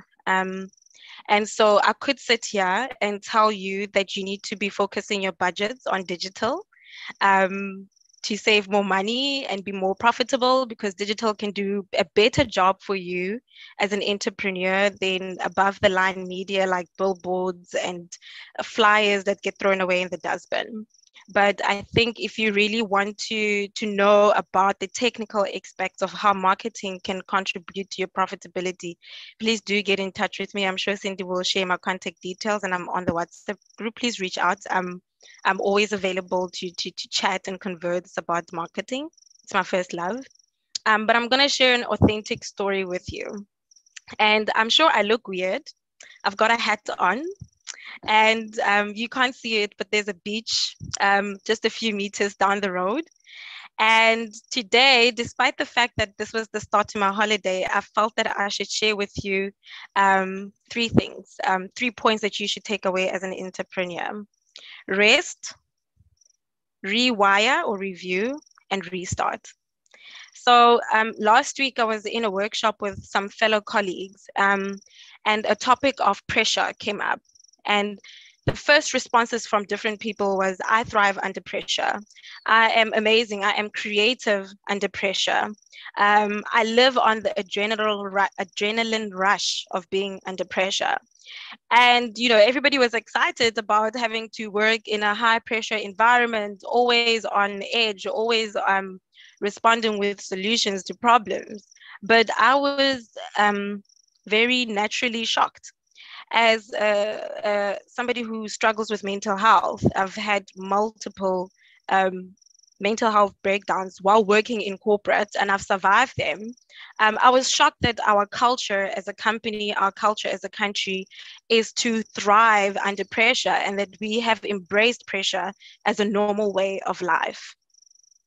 Over the weekend, I was reading an article again that I came across, and I'd like to read just a caption from the article. It says, companies are riding the wave of what we call crisis excellence. We are celebrating that, wow, we are able to do so much under a crisis, more than we have ever done before, right? Amazing. Like it's COVID and we are selling cars, like we are selling so many cars. But don't be fooled. The very things that you were able to achieve during the crisis are not sustainable. My advice to you today boils down to really just one thing as an entrepreneur. Take care of your mental health. Take care of yourself. Your business, and myself included, cannot hope to survive in an ever-changing world if you are not present, if you are not here, if you are not healthy. Now, I could tell you about what caused my mental breakdown, but all it was actually was just immense amounts of pressure and thriving under pressure and having the hormones of adrenaline just running through my body constantly and being addicted to that. But we are human beings. We cannot just survive on those in that environment of pressure. I truly believe that as an entrepreneur, your business, the survival of your business will depend on how present you are in any situation, in any crisis. One Precious shared a very key nugget that I took, and she said, you have to remain above the storms. Remaining above the storms means being conscious of your mental pressure. So to go back to my 3 R's, rest, rewire, and restart. Please take time to take care of yourself. There are many worries that we have in this world. You're worried about your business. You're worried about profitability. You're worried about your family. You're worried about your parents' health, your children. All of those worries are valid, but can you imagine the weight of all those worries has on you as an entrepreneur? Your business cannot hope to survive if you do not, again, reorganize and sit down and actually rest and take time to yourself to do the second thing, to rewire. Look at your why. It's very easy when you're working in a crisis to run to the first solution that you come across. But is that solution really the right thing for you and for your business? Is that solution sustainable? Or is it just a temporary fix while you're in survival mode? You can't think in that level if your mental health is under pressure. So try to rest, to rewire, to connect to your why, to why you started your business in the first place. And then you'll eventually lead to the last point, to restart. I believe we are all privileged today to be together, to be alive. We've been given the privilege of a new start. And I hope and I pray to God that we are given the privilege of a new start again tomorrow. Each day is a new day to begin again. So begin again with the plan that you have rewired. I recently just turned 30, and COVID also had an impact on me. I lost my father to cancer. My business was supposed to thrive in COVID, but it didn't. I was ready to leave corporate, but I'm still here, gratefully so. It's important to rewire your plan, repurpose how you're going to move forward. You haven't forgotten the vision. You just have to go about it differently. And being present, taking care of your mental health, helps you to think clearly on what opportunities are available that are aligned with purpose, aligned with spirit, that are there to help you. I honestly believe that these are the tools that have helped me survive in corporate so far, that have helped me not to give up as an budding entrepreneur. I still believe, like Mom Cindy refers to me, that I'm an executive wherever I go, but it's because that I've taken the time to rest, rewire, and restart. Okay, so those are just my short words for you as an entrepreneur. Remember, it is not a bad thing to pivot, but you have to be present to know how to pivot. So please do take the time to take care of your mental health, because mental health is the new pandemic. It's the pandemic that we're going to face when COVID is over, and it will be over. So Mom Cindy, thank you very, very much. Those are just my few words for you. Please do reach out if you want to connect more on marketing topics. Wow, wow, wow. Kia, we are really humbled and honored. I mean, I met Kia at Skeps University. I was actually a guest speaker in her graduation. There's one thing that attracted me to her. In fact, we are attracted to each other. It's the energy levels of actually talking about social entrepreneurship and how do we help, communities at large in South Africa, connecting to Africa and globally. You have mentioned most powerful things. There's one professor at Harvard University who speaks about mindfulness, because today you are addressing the issue of mindfulness. How do we pivot through mindfulness way of thinking, not in a mindless way, because the mindless way actually, attracts anxiety, attracts depression. But when we think in a mindful way, it will actually, ask the why questions, the recharging, the rewiring, because that's very important, and rest, because when you are resting, you can think properly. Unlike when you're running, your mind and soul and body is not connecting. But when you're resting, your mind and soul and body is connecting, so that you'll be able to reconnect, to rewire, and re-strategize to the next level. And connecting to what Precious said, how do you become still in the storm is very important. What is important in life is to arise and shine in the storm, because there's power in the storm. You don't just go through in the storm, but you grow in the storm. So you become fire out of the storm. And this is what COVID is doing to all of us as business women, because we are fire out of the storm, because the networks that we've generated, I'm talking to you right now, we're coming up with strategies. Powerful women, President Janine, President Jackie, Precious, Sis Nomvula, Dr. Michelle, Dr. Kutsia. We are together in this platform, and we have women guests that are listening to us, sharing what is important and how do we pivot the storm of COVID-19, because these are actually strategies that will make us stronger post-COVID. With those words, Kia, in your holiday, and send my regards to my son, and tell him I love him so much, and thank you very much for taking care of you, and looking forward to connect with you when you come back from holiday. Have a lovely holiday, my dearest daughter, and God bless you. Thank you very much for actually honoring us. And with those words, now I'm actually calling our dearest sister and a gentle giant in the power sector, in the electricity industry, Mrs. Shelley Chauke.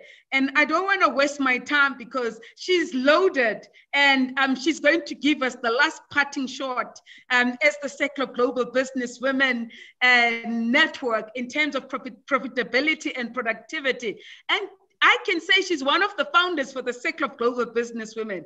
At times I used to talk to her, I'd say, man, Cindy, what are you talking about? And later on, she realized that Cindy is not really retreating. Cindy means that I used to push her in certain platforms, talk, I'm not gonna talk here, but you're the one that is gonna do the talking. So we come a long way, my dearest sister. Take the platform. The platform is yours today. We're celebrating 1 year of the Circle of Global Business Women with your help, being my sister, waking me up, sleeping in international platforms. And today we're here sharing, all those nice, programs that we did together in the continent and globally. Sister Shelley, platform is yours. Thank you so much, my dearest, beloved sister, as we would say, sister in crime. We come a long way. If I have to tell the audience, where we started off and what we got ourselves involved in, we will take the whole day. But today I am so honored. I am so, I'm actually lost for words, my sister. When I saw, I was there when you got the vision. This vision of getting women around the globe together on one platform. At that time, it sounded like a dream. It sounded like a vision that is just too big. I remember there were times where when you started off sitting around the table and just, you know, elaborating on a few nuggets. But today, here you are. I thank God for, you know, it just shows us that when God gives you a vision, he will make sure that he brings it to pass. And that vision has been brought to pass, and take this lantern and run with it through all the corners of the globe, because there are women who are sitting with great ideas. There are women who want to come out of their cocoons, but they need just that little help, just that little helping hand to lift them up. And that is yourself, my sis. And I really thank God. I give him all the glory, because as you said, it is not you, but we know it is him that is within you. As the words say, greater is he that is within than he that is in the world. Thank you so much, my sis. And thank you so much for all the speakers that I've listened to today. Wow, such a powerhouse of women. You know, I actually wanted to ask my sis, why did she put me last? Because everything that I wanted to say is already said. But thank you so much. With the little contribution that I will be making, you know, to this platform of everything that was said, my sisters, thank you so much. I am on the ground, you know, I am one of the ones who are sitting, as Cindy was saying, you know, a powerhouse in the literal sense, because I've been involved in electricity, you know, since I knew myself, coming out of Eskom, City Power, Sasol, and so forth, where I always found myself being responsible for making sure that people have electricity.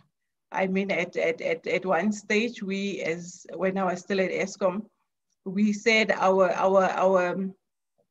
motto was that there will be no interruptions. You know, we will have electricity 100%, the cheapest, and so forth. But we have seen, you know, how things have changed, and not speaking because, you know, I'm out of Eskom, but speaking on literally what's happening. I mean, we know pre-94, you know, only a few people had electricity, but came 94, you know, the whole nation had to be connected to the grid. And that was a big shock to the grid. And hence, you know, we are having some of the problems that we are having now. And South Africa is a growing economy, you know, new industrial clients coming onto the line and so forth. And, you know, we need to provide for those. So yes, I always have Eskom, you know, a very sentimental place within me for Eskom, that they eventually get this right. Going into the nuggets that I have, as a businesswoman myself, as an entrepreneur, coming out of the corporate, you know, environment, I found myself in a space where, you know, as a businesswoman, you have to, you will tell yourself that, you know, I'm coming out of this industry. So I've got people that I know within that industry. It's going to be easy, you know, for me to just start my business and have it running smoothly. Unfortunately, the bad news is that, you know, it is not that easy. What I have learned is that, you know, like Kia was saying, Kia, thank you so much for those words. Hey, it helped me, because, you know, I was in the state that you say, you know, just driven, you know, all the time. Even when I sleep, sometimes I ask myself, did I really sleep? Because I am doing so many things at the same time. You know, as an entrepreneur, being busy in 4 or 5 businesses myself, I need, you know, time to rest and to reflect. And thank you so much. As of today, I am going to do exactly, you know, what you advised us. Thank you so much. So when you start a business as an entrepreneur, you know, when you have the vision, God gives us visions, that, you know, you have to go out and add, you know, some value to what is out there. But coming out of a job where come month end, you knew that, you know, your paycheck is in the bank. You don't have to worry about where does my my earnings comes from. But when you go out as a businesswoman embarking, you know, on becoming an entrepreneur, the first nugget that I can leave with any women is make sure that you start your business while you are still, you know, 1 foot in corporate and 1 foot out there, because it is so cold to leave your job and start a business where immediately, you know, the first thing that strikes us is that paycheck. You know, when that paycheck is not there, unfortunately, some of us become so stressed and give up, you know, at that stage already. So make sure that when you launch yourself, that you make sure that you launch yourself into a foundation that you've already started building before you launch, so that when you launch, at least your launch is not as hard as being out there in this cold business industry, you know, without anybody to look at, you know, who can pay that check for you. The lessons, that is a lesson that I've learned. You know, I've paid the school fees for that. And hence, you know, all of us don't have to pay the same school fees. You know, some of us has paid the school fees and the university fees. So it's from us that have paid that, you know, that our younger women who are coming into business, you know, can just draw from. When you go into business, you know, one thing, you know, we all say, you know, there's women empowerment out there. There's so many opportunities, you know, for women out there. But it's such a broad statement. If you don't know exactly, you know, within this sea, you know, what is it that you are going to embark on as a businesswoman? You know, unfortunately, sometimes you would hear, you would have women, or not just women, you know, people go out into business, and when you ask, what business, you know, in what business, what are you doing? And, you know, I'm a businesswoman, I'm tendering. And unfortunately, you know, that is setting up, you're setting yourself up for failing, you know, before you have even started. So before you go out, sit down, research, you know, look at the market. That's why I say you become a businesswoman while you are still in your job. Look out and do a research on what it is that you want to do. When you launch yourself and tell yourself that, okay, my business is in, I'm an electrical contractor. I do installations. That is, you know, when you speak to me, speaking from the ACTOM, you know, point of view where I am, asking a young lady, okay, what do you do? What is your business? You must be able to tell me exactly what it is so that I can help you. We all need destiny helpers. There's one thing that, and I see that happening a lot, with us as women, that we can sit and listen and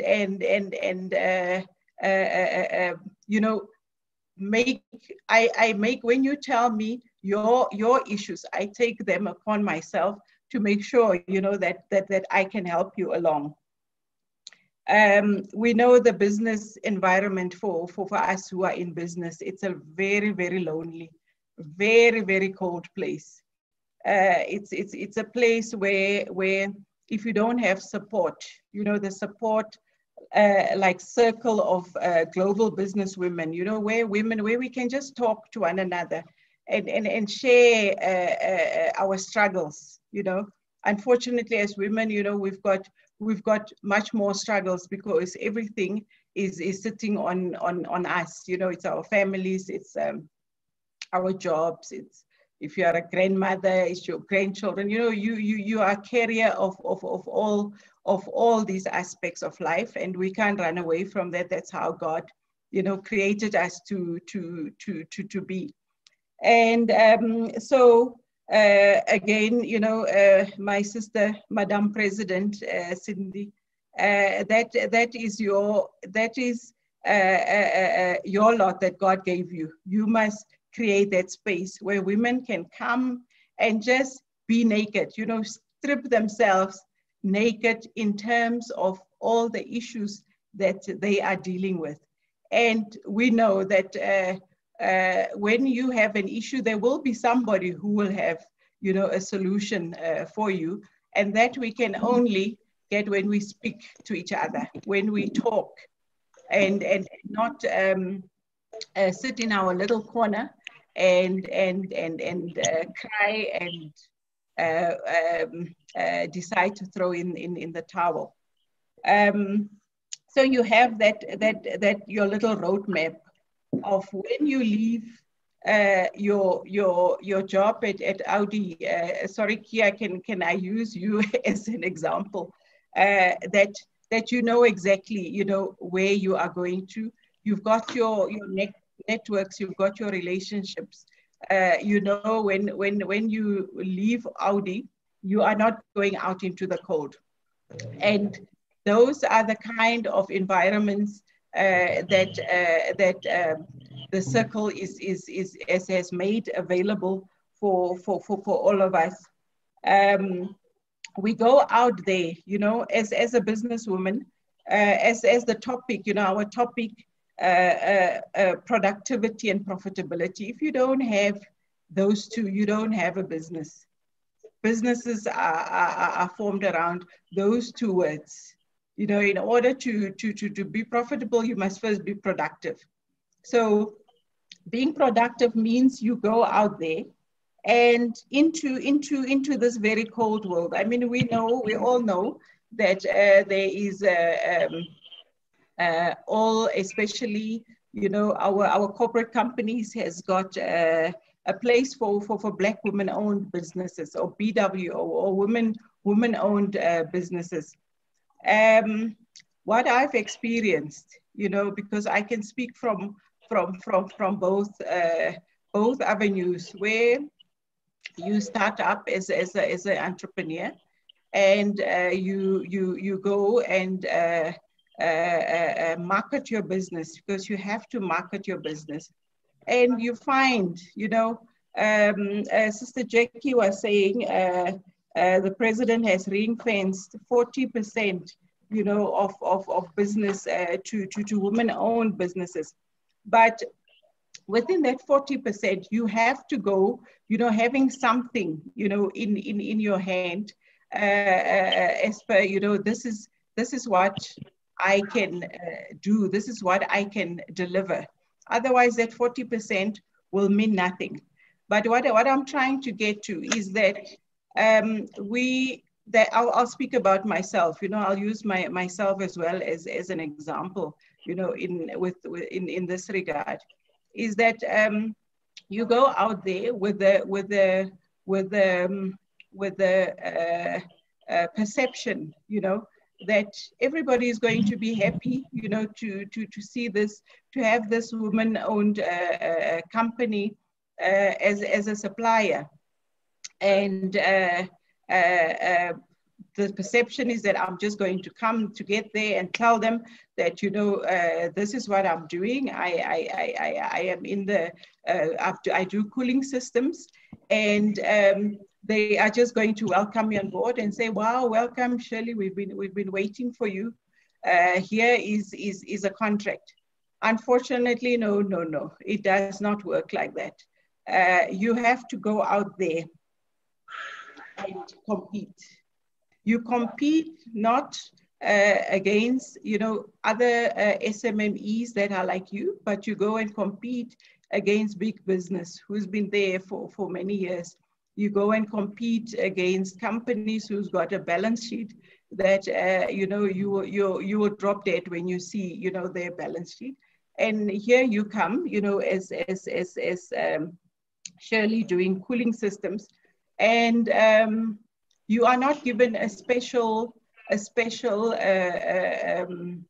condition, you know, to compete in. You have to compete with those that are there. So what I'm trying to say to women is that build robust businesses, because it is a jungle out there. You have to compete. You compete on price. You compete on quality. You compete on skills. So when we form our companies that will go out there to enter into the market as business women, we have to make sure that we have, you know, all it takes, because that is going to be demanded, you know, of us. There's no sympathy out there. And I'm saying that from where I'm sitting at my other platform as Actom, where we see, you know, a lot of businesses coming, you know, women businesses and so forth. We don't even see, you know, women business when you submit, you know, their tender. When you submit their tender, we look at, you know, do you qualify, you know, do you qualify to do this job? Are we not going to give you this job? And then I don't sleep, I don't have a peaceful night's sleep because I'm worried, you know, if Cindy will be able to deliver. If Cindy will not come back and say, oh, you know, sorry, I'm just a small woman-owned business, you know, I don't have A, B, C, and D. Unfortunately, there is no sympathy. So hence, my advice is, you know, be fully armed when you go out there as a businesswoman. It's hostile, there's a lot of hostility out there. You know, sometimes you come and you feel that, you know, you will be favored because you are the only woman-owned business, and you will get the job. Sorry, my sister Cindy, it does not work like that. Within what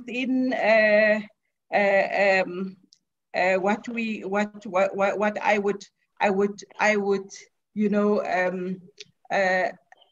stress, you know, to us as women, and all our speakers have already said that is collaboration. You know, we need each other.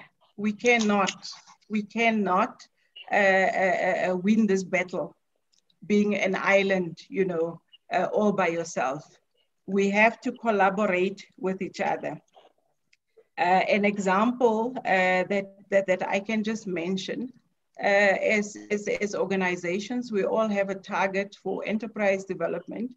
And at one of these conferences, you know, like the one we are having, Madam President, the very, very first meeting we had, I was sitting next to a lady on our table, and, you know, she was very persistent. You know, she said, I I manufacture PPE, and that is my business. And that was before COVID started, but that was her business. You know, I'm manufacturing PPE, and I asked her, you know, where's your factory, and what have you got in terms of machinery and so forth? She said, no, at the moment, you know, I don't have any of those. PPE. And it was such a how can I say, it was so great to see somebody, you know, who is speaking into that she does not yet have, as if she has it, you know. That is faith, you know, calling those that is not as though they are. And she really said, you know, very, very close to me, you know, even after the conference, you know, calling me and, you know, I can do PPE. And eventually I found out that, okay, she, you know, the heart is there. She knows what she wants to do. You know, she doesn't go out there and say, I'm tendering. She says, PPE, that is my business. I'm supplying, but I'll be manufacturing soon. And that is how we came in as Actum and made her dream, you know, a reality. We spend our budget, our enterprise development budget on her. We set her up. Pepper is the name of the company. We set her up, kitted her out with, you know, state-of-the-art equipment to manufacture PPE. And that is where, you know, the importance of this coming together as a circle of global business women, because your answer is within this group that we are having. I mean, today I'm happy to see all the doctors that are out there, you know, so there's already clients for our PPE business. But now that she is set up, she's got all the equipment, the thing that she now so badly, desperately needs is the market. You know, we are battling to find her clients who can buy from her. And, you know, when you see what kind of PPE she makes, especially for women, you know, it is just something else. You know, when she explains the PPE for women, you know, because women are built differently. You know, you have to accommodate, you know, all our curves and so forth. So the original PPE does not cater for that. But in her manufacturing, she caters exactly for that. So yes, please, colleagues, what I would ask from you is, you know, if we can please support her, I'll send her details, Madam President, so that we can share them, you know, within the circle. And coming out of the power industry, you know, I'm so happy as Sister Jackie with the 40% that is there. Let's see women in the power industry. Let's see women participating. Let's see a power station, 100 megawatt solar farm, you know, owned by women.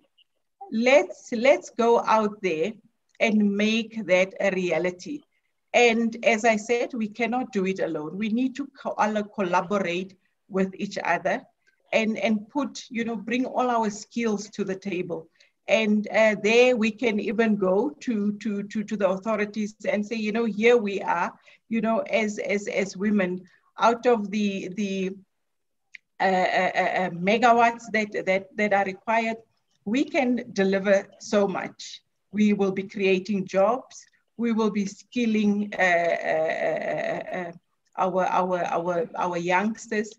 We will be, you know, it will be, we will make a dent, you know, in this whole situation that we are currently having of unemployment. You know, our young people sitting out there unemployed. You know, they have studied, they've got their degrees, but they cannot find jobs.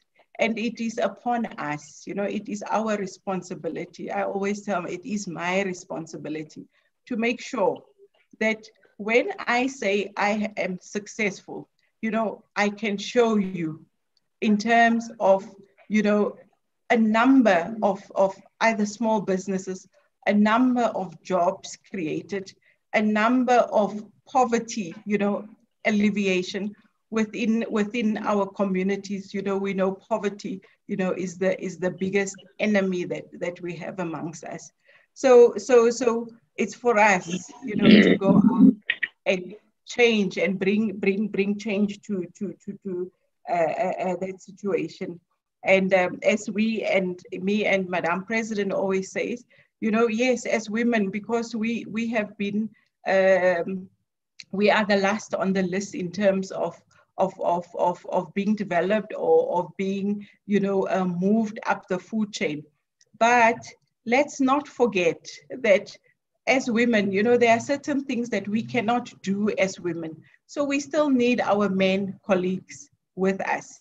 You know, we still need our boy children, you know, with us. You know, we've got a program, Bring a Boy Child, a Girl Child to Work. You know, our boys should also, you know, at the same platform, you know, we need to uplift them as well, because our girls, those are the husbands to our girls. So now how are you going to have a girl who is highly educated, who is, you know, zillion parts away from the boy who she is supposed to be married? So let's do this thing, you know, take them along. You know, we can also learn from our male colleagues, and build, you know, a future for us all, because there's only two species, it's women and men, and we have to live with each other, you know, and not, you know, against one another. So if we take all together and grow together, you know, it can only make a better world for all of us out there. And that is what I had to share with our ladies today. I hope, you know, even if it's just one word, you know, that you picked up as a nugget, that will, you know, help us to go forward. Thank you so much again, Madam President, for the invite. Initially, I was like, oh, wow, you know, what am I going to share? And you said share from the heart, you know, from experience, because we learn out of those experiences. You know, sometimes when you do it too structural, if you leave the nuggets, you know, behind that could have helped, you know, any of our audiences who are listening to us today. There, once more, thank you so much, Madam, and thank you, audience. It was a great pleasure to be on the platform. Wow, wow, wow, wow. Sister Shelley, thank you so much. This was very powerful, because your last parting shot was very powerful. And remember, in our platforms in the energy space, in the power sector, you know, we can't do without men. Remember, the two of us, we were pushed by men to be where we are today. And we used to go and consult with men in board meetings. And when we take a break, you stand with your colleague and say, but you know what? What do you think about this? And you look at in his eyes and you say, please tell me the honest opinion, because I want to present this when I go back. Please tell me if I'm off the hook or I'm in the right direction. And those helped us. We've got gentle giants of men behind us, Sister Shelley. You know, each and every single platform that we used to attend in the power sector, in the industry, at times it was only the two of us as women. And you always snuggle, you know, together, because now we don't know how to network. And we start laughing first, and then we look at each other and we say, how do we network? So, but the men embraced us, seeing us as ladies. They respected us, by the way, because we were leaders in our own right. In that platform, when we're given a podium, when we're given a mic, I tell you, we take it head on. And they they see that these are women leaders and they're still at our level. And this is what leadership is all about. It's not undermining men. It's accepting men in the space that you are in the marketplace. And men must embrace us as women leaders so that we can work together. And this is what the Circle of Global Business Women is all about. I still remember Sister Shirley, the founders of Power Gen Africa in the UK. You know, when they looked at us and they was like, Cindy, what now? Can you, okay, speak. You know, without even intimidating the founder and the director as an advisory board member. But he respected me on what I'm saying, and he gave me the podium and the platform to express myself the way I am. And I was honest, and he would listen to me. And whatever I say, it's taken on board. This is where we come from with Sister Shirley. We were embraced by men, and we are saying today, we are calling all the men globally at the Circle of Global Business Women to embrace all women in their workplaces, and we work together to elevate women, you know, in the marketplace. Sister Shirley, you mentioned today, I thought that this is not a webinar, it's a women conference, by the way, that is actually empowering women globally. This is not a webinar, it's a conference itself where we are talking to each other heart to heart as women, driving our own empowerment, taking our rightful position in the marketplace. You've mentioned two important things that women forget at times. When I look at some of the women, my heart bleeds, because what normally happens, women, they become jack of all trades and master of none. And they will tender left, right, and center, left, right, and center, left, right, and center. And you wonder, what are you tendering? Because when you're in business, there are two things that you do, Sister Shirley. You provide a solution, you are selling a product, and the rest is corruption. Sorry, I'm honest. That's what it is. So if you don't have a product in the marketplace and you think you're in business, you're not in business.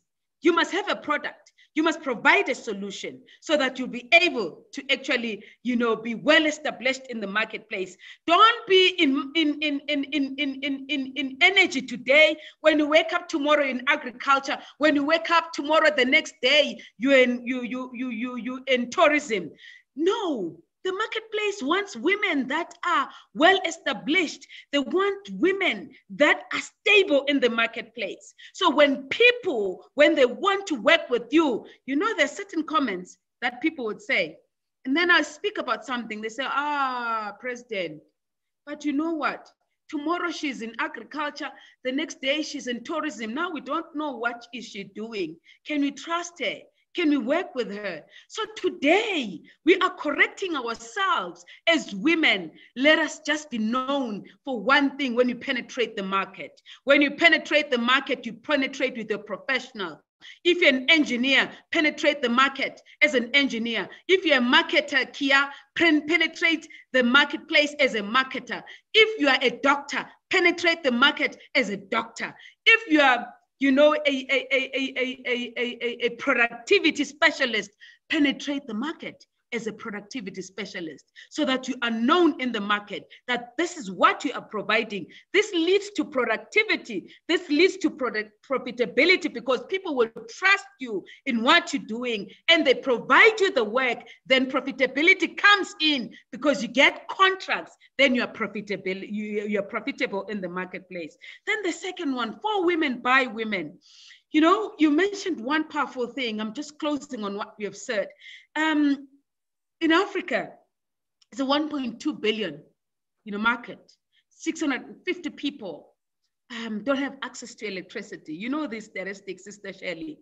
And what is it that we can do as women who are in the sector to drive women-driven products? Because looking at women and girls that go and look for wood and they end up being raped in those, search for wood activities. So this is us as engineers, Sister Shirley, to come up with such products, to come up with such initiatives in the continent to combat the challenge of gender-based violence through the products that we're offering in the marketplace as specialists invest in the power and energy sector. This is very powerful. And how do you come up with our own plan, for example, that is driven by only women engineers? Come on, we can do it. We've got what it takes in the marketplace to do such initiatives. You have already spoken about it, and it shall happen. And thank you very much for those words. And also being smart in the marketplace. And how do you collaborate? The Circle of Global Businesswomen, the lady that I've mentioned that I started a PPE company, would definitely look at ways of actually marketing her in the marketplace and see how do you collaborate together. Because this is a platform for all women to come together and network. And one thing about the Circle of Global Businesswomen, we pull each other up, we don't pull each other down. And I'm sure you have seen the jungle giants that are in this platform. We empower each other. You know, today what you have done to me, it's unbelievable. I mean, I'm empowered. You know, my enemy is great. My enemy is big. My enemy, I can take on the world. Because the information that you've really given me as the president today, I would say, yes, the future is woman. I would say, yes, we have arrived in the marketplace. I would say we can take on the marketplace globally as women with all what it takes and the power and humility and confidence with diligence and love that we have as naturals. As I close this session, I would like to say each one of us as speakers, and I'll start with our dearest sister, the past president of the Cape Chamber of Commerce, President Janine Myburgh. You know, President Janine Myburgh is the only president, you know, in the Cape Chamber of Commerce after 217 years. Can we give a round of applause for that? After 217 years, President Myburgh was appointed as a female president at the Cape Chamber of Commerce. My dearest sister, President, I want you to actually have some parting shots, but with the question that have been asked, and I know you've got an answer for it because of our partnership that we're going to have. And how do we make sure and realize, you know, we strengthen the women trade flows amongst each other? Already there's an initiative that iWork is working on. Maybe in your closing, you can explain how can women work together to maximize the trade flows amongst each other globally. Thank you, President Myburgh. Thank you very much. I just want to add that I am awe-inspired. I'm very excited. You remind me, President Cindy, is one of those gospel singers because you are so infectious. But all the ladies that have spoken today, I have learned something, and it's rejuvenated me and it's energized me. So thank you very much for that. What I want to say is with iWork, it's the International Women Entrepreneurial Challenge. It caters for ladies that have a turnover of $1.5 and above. Now, not all of us can reach that target, so we've got a mentorship program where ladies that are in that band and above mentors you to be able to come to that band. But we've seen that this is only for senior businesswomen, and we've seen that the young ladies between the ages of 21 and 29 have not got the necessary mentoring training. So we developed a development program to try and get them up to a successful businesswoman. So we've got the successful businesswomen that have more than a turnover of $1.5, and many of our ladies exceed that. And then we've got a mentorship program where these ladies mentor the next lady to get there, and then we've got the next generation program. But before I started off, iWork there's a board of 10, but it represents, and I represent South Africa on the board, but it's got nominees from 42 countries. So in any of those countries, we have got iWork awardees, ladies that have already achieved the threshold of being an awardee, and we can connect you with any of them. To belong to iWork, you must be part, we represent, for example, South Africa. So you must either be part of a women's organization or a chamber of commerce. And all these ladies come through the chambers of commerce. So there's connections in Turkey, there's connections in Peru, there's connections in Sweden, there's connections in Australia. You name the countries, we are potentially have someone there that can assist you and would gladly assist to with get the market into the market there, and especially because it's predominantly based on chambers of commerce. So you work through the Chamber of Commerce and we've got connections with all of them. I've heard at the beginning you said you were the ICC, and we are also, but we have the personal relationships with ladies on the ground, which goes very far. So I'd gladly connect our ladies with your ladies so that we can see where there can be synergies for business relationships. Wow, wow, wow. Thank you very much, President Marbeck, for this powerful parting shot. It's an example of how we connect with other women globally. So, you know, this is a network. It's about collaboration. I didn't do anything. President Marbeck came to the platform. She's explaining how can you connect with each other. And she's got contacts on the ground. So this is what the circle is all about, connecting to jungle giants like her to make sure that women connect to each other and make money. And I'm humbled, President Marbeck, just to actually also say that one of our members, Vino Govender, the director for the CGPW investment arm, is also one of the awardees for iWork. So thank you very much, President Marbeck, for actually telling me this morning that one of our members is already participating in this powerful platform. Yes, Vino was very excited a few years ago. She went with me to Seattle, and when we had the conference in America, and she received her award there. So she would be able to also tell you quite a bit about the connections of iWork and the benefits thereof. But she is a magnificent lady. I think she's listening, if I'm not mistaken. Yes, she is definitely listening. She actually said that the president, I'm actually going to be listening too, because I'm so excited about these connections, about these powerful connections within the circle of global business women. We are humbled, my dearest sister, looking forward working with the Cape Chamber. And in September, I'm in Cape Town for the first webinar for the Cape Chamber of Commerce. I'm invited as a speaker in the Western Cape. Here I come, my second home from Johannesburg. As from now onwards, I'm a Cape Townian.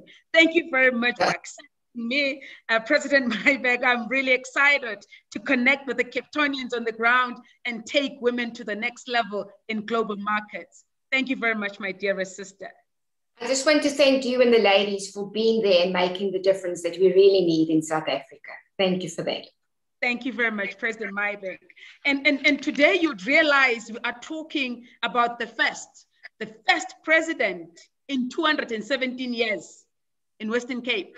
I'm moving to the first president in the Johannesburg Stock Exchange, which is the female president, President Jackie Mpondo.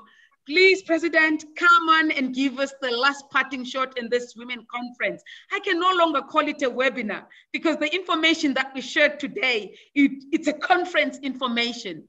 Thank you, President Jackie. Maybe you can also expand on the boy-child program so that we can take it as a resolution and moving forward. Thank you, Pres. Thank you so much, President Cindy, Sister President, as I usually call you. Thank you so much. I still remain humbled. And what touched me today is also how we have found a way of bringing our spirituality into everything that we do, that no longer do we separate the person that we are in our holistic form, that we unashamedly proclaim the greatness, the mercy, the grace, the love of God in our midst. So I thank you for allowing the platform to also be spiritually driven. Thank you, Cindy. Now, I'm sure that people are probably wondering, and then the whole boy-child initiative is that President Cindy, I would like you to join us, and already you are a member anyway, in our endeavors to challenge exactly what Sister Shirley has indicated. The fact that in South Africa, over 70% of our boys grow up with absent fathers is a crisis. The fact that we need to, when we speak gender equality, we need to take the boy child into consideration as well. Because without the boy child being groomed in a certain way, then all our endeavors around GBV and everything else will not achieve the kind of successes that it's meant to achieve. So I'd like Sister Cindy to lead that process of engagement as we broaden our partnership with Growing Up Without a Father Foundation, where we are looking at facilitating taking a boy child to work as well. But having said that, one of the other issues is that if over 70% of boys are growing up with absent fathers, what pressures then are put on single moms? And that is also something that we then need to take into consideration. So I'm looking forward to further engagements through President Cindy, where we can also now begin to really put action to our words. Because when we say that we are one because of the other, then we must actually also personify this in everything that we do. So let's elevate the participation of boy children in all the initiatives that we do as well. And so it's an open invitation to everyone to participate as we truly begin to meaningfully redefine the gender balance in our society. Thank you, Cindy. Thank you, President Jackie, because this is a global language as we speak right now when we talk about the Generation Equality Forum, as we actually taking it through to France, to Paris for coalition. As you know that France and Mexico is leading the Generation Equality Forum in partnership with the UN Women. And one of the critical pillars for Generation Equality Forum is to actually endorse, you know, men-driven forums, young men-driven forums, take the boy child to work so that in the near future, there's equality. It's not only girls that are taken to work, but also young men must also fill the space that they're also appreciated so that in the near future, we can say there is quality. And I would support this initiative, President Jackie, because it's very powerful. It's actually looking at what the future looks like in terms of generation equality. We should start now and prepare for tomorrow. And we're endorsing this partnership, and we'll actually make a pronouncement to the French Chamber of Commerce and to the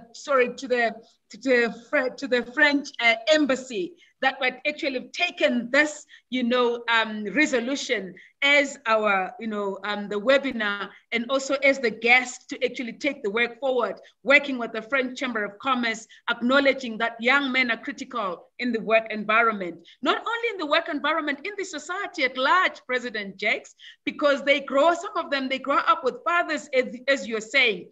Let's identify role models. Let's identify those fathers in the marketplace. I mean, for example, my role model, my father is President Thabo Mbeki, a gentle giant in the marketplace, somebody that I can relate to and somebody that I can say, Dada, this is what I'm thinking, and he will listen to me. That's a father, because you need people that will endorse you and embrace you of who you are with your mistakes and shape you to be the best of the best in the marketplace. And a mother to Mamuzanele Mbeki, I salute and honor them today in the circle of global business women. I'm what I am today because of them as parents, because they shaped the future for us.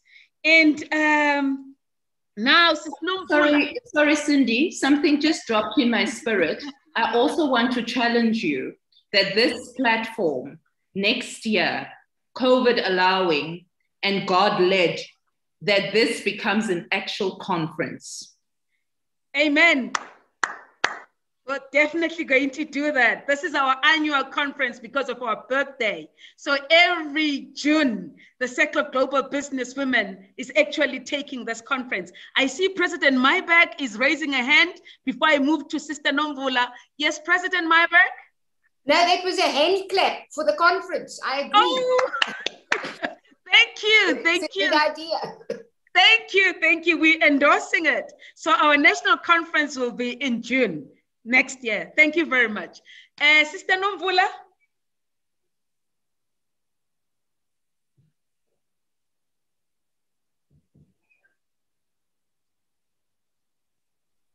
Can you hear me? Yes, we can. Oh, yes, yes. I never thought I would be in an event with so many presidents sitting and past presidents. And wow, ladies, you know, this is empowerment on my side. And friends and sisters, I want to say on behalf of the Department of Small Business Development, we are intrigued by these initiatives, and who said women are not innovative, you know. Power to sisters, power to you, and Amanda on that one. But I want to say to this Shelly, this Jakey, I think our first project out of this initiative should be to coin a boy child campaign. And Cindy, I think, you know, as early as I think next week, because I think this week we are all running around excited by this event, the Youth Day celebration tomorrow. But as early as next week, Cindy, your office must arrange a meeting with the three of us. You know, the advantage of COVID is that we can arrange a meeting even at 8 o'clock in the evening, sitting in our bedrooms and in our dining room, sipping soup, and then we are in a very serious business meeting. But I want to challenge the president, Shelley, and yourself, President Cindy, that this let it be our first campaign, and that would be actually a very major thing to say. Out of this initiative, we came with a campaign called Boy Child. Take a girl child to work. Was it a SLC campaign or MTN? I'm not sure. But I think the circle of global women will emerge with a national campaign, which is not only national, but you are so right. We are participating at Generation Equality Initiative, and I think that should be a contribution, our sponsorship to Paris. You know, we need to go with that campaign to Paris and say South Africa is contributing this, and in fact we have a concept note. You know, we are a country of concept notes. Cindy, I come from government. Whenever you think something will happen, it must be on a concept note. So let's put it together, my fellow sisters, and the presidency will endorse it. But of course, I also agree with the month of the global circle of business women. It's got to be global. It's got to rotate across all the provinces. It must go to rural areas, Cindy. It must go to cross borders. You know, we have cross borders which are known for atrocities. Let's change that. Let it be cross borders that are empowering women, you know, across the borders and in South Africa. Thank you, my dear sister, and thank you to my fellow speakers and all the beautiful comments that are coming on both on Zoom and on YouTube chats. And guys, forward to the power of women, forward. Wow, wow. Forward to the power of women, forward to the power of boy child, forward. You know, I'm really humbled and honored because I'm a mother of a son who is now a husband, and I'm a grandmother to a boy child again. So this fits in perfectly because we need to groom our young men in the marketplace so that they become, gentle giants and gentle, giant who are fathers tomorrow. And this initiative, it's all for all the speakers that are in this platform, Sister Nombula. When we're sending a meeting request to meet on the Boy Child Initiative by the Circle of Global Business Women in partnership with our partners, sharing it with Paris, this is going to be so powerful. And the Boy Child Initiative is very important in the marketplace. We're really humbled and honored for this powerful, initiative. Now I'm going to ask Kia. Is Kia still with us? Yes, Sister Kia, the young woman who is still here. Yes, I'm still here. Okay, thank you. Your last parting shot, baby girl. Last parting shot actually is really just filled with gratitude. Thank you to all the speakers. I honestly feel very, very privileged to have been among you today. Sometimes God will put you in spaces where you don't think you deserve to be, or spaces you never imagined you'd be. So thank you very much. I'm also excited about the Boy Child Initiative. I can definitely also share some contacts with a fellow brother who runs a group of boy dads in particular, to help dads nurture their children and help each other and support each other. So yeah. And looking forward to the conference next year. I'll help you organize that. Thank you, definitely. And on the 17th of June, Kia, we are turning 1 year old.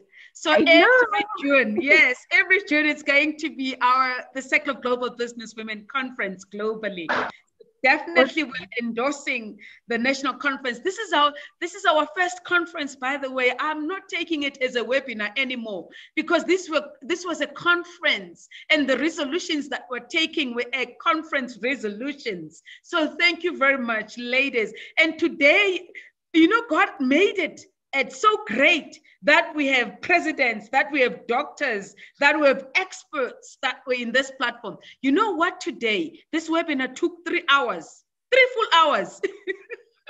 So it's a conferencing on its own globally about the Circle of Global Business Women. And it's not me, it's God, because the Circle of Global Business Women is a godly vision. So God will take us through. It's not me as the program director that is driving it, but God was in it. God was driving this program, is what Sister Jackie is saying.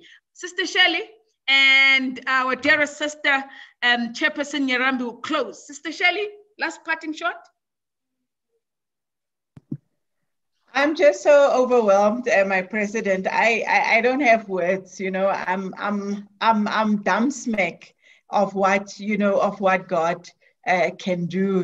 In this 3 hours. Just look what He did in 3 hours. And yes.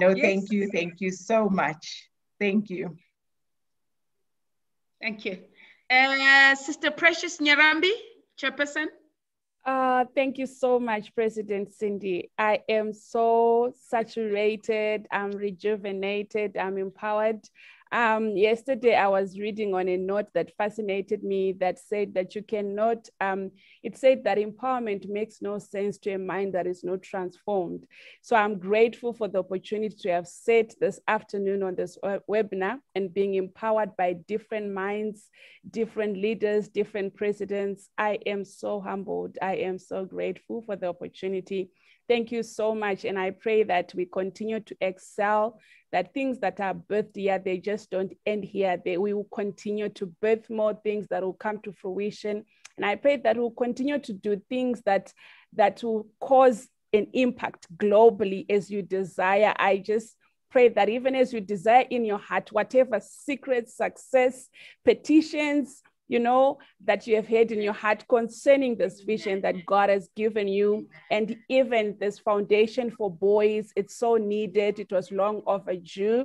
I just pray that God will meet you at the point of your need, and He'll continue to bless you and strengthen you.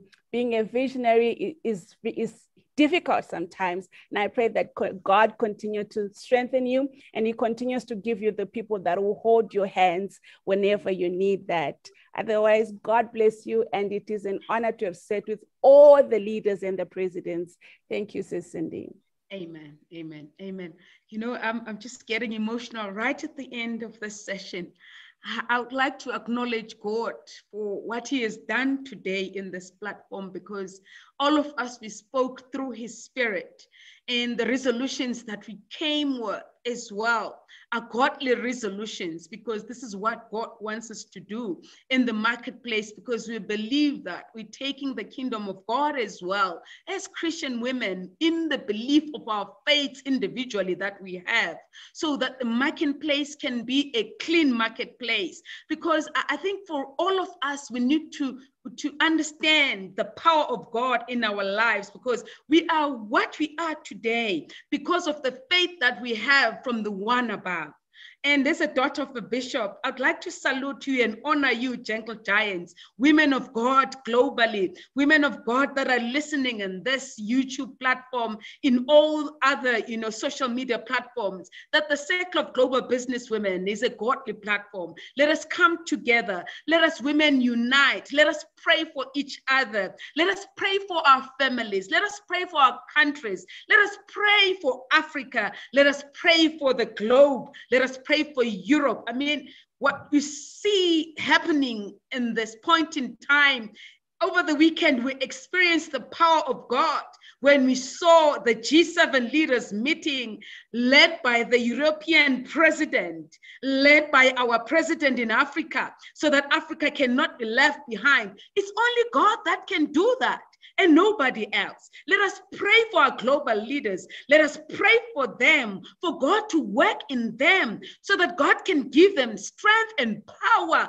to unite Africa, to unite Europe. Europe and Africa must come one thing, because the pandemic doesn't have borders. We are a global village. As women, we have shown that today in this platform, that we're now working with other women in Europe. So it shows that there are no borders. When God speaks, borders are not there. He's a God of no protocol. And God moves, everything happens. And he takes us to our destiny. And this is a platform of taking women to their destiny by the power of the Almighty. I have to sign off. I'm so humbled. I'm honored. Thank you very much to the speakers in the platform, the 3-hour session. And I'm really humbled. This was really a conference for the Circle of Global Business Women. And thank you very much, women, for all your submissions, and all the members for the Circle of Global Business Women, the board members, the advisory council, the strategic partners, our sponsors, the French Embassy, our strategic partners, the French Chamber of Commerce. We are humbled. I mean, the Cape Chamber of Commerce, the Johannesburg Chamber of Commerce. It's only when God is involved to see what is happening in this platform. With those words, I'm signing off. See you next year in our national conference again, which is going to be the 2nd birthday for the Circle of Global Business Women. Shalom. God bless you.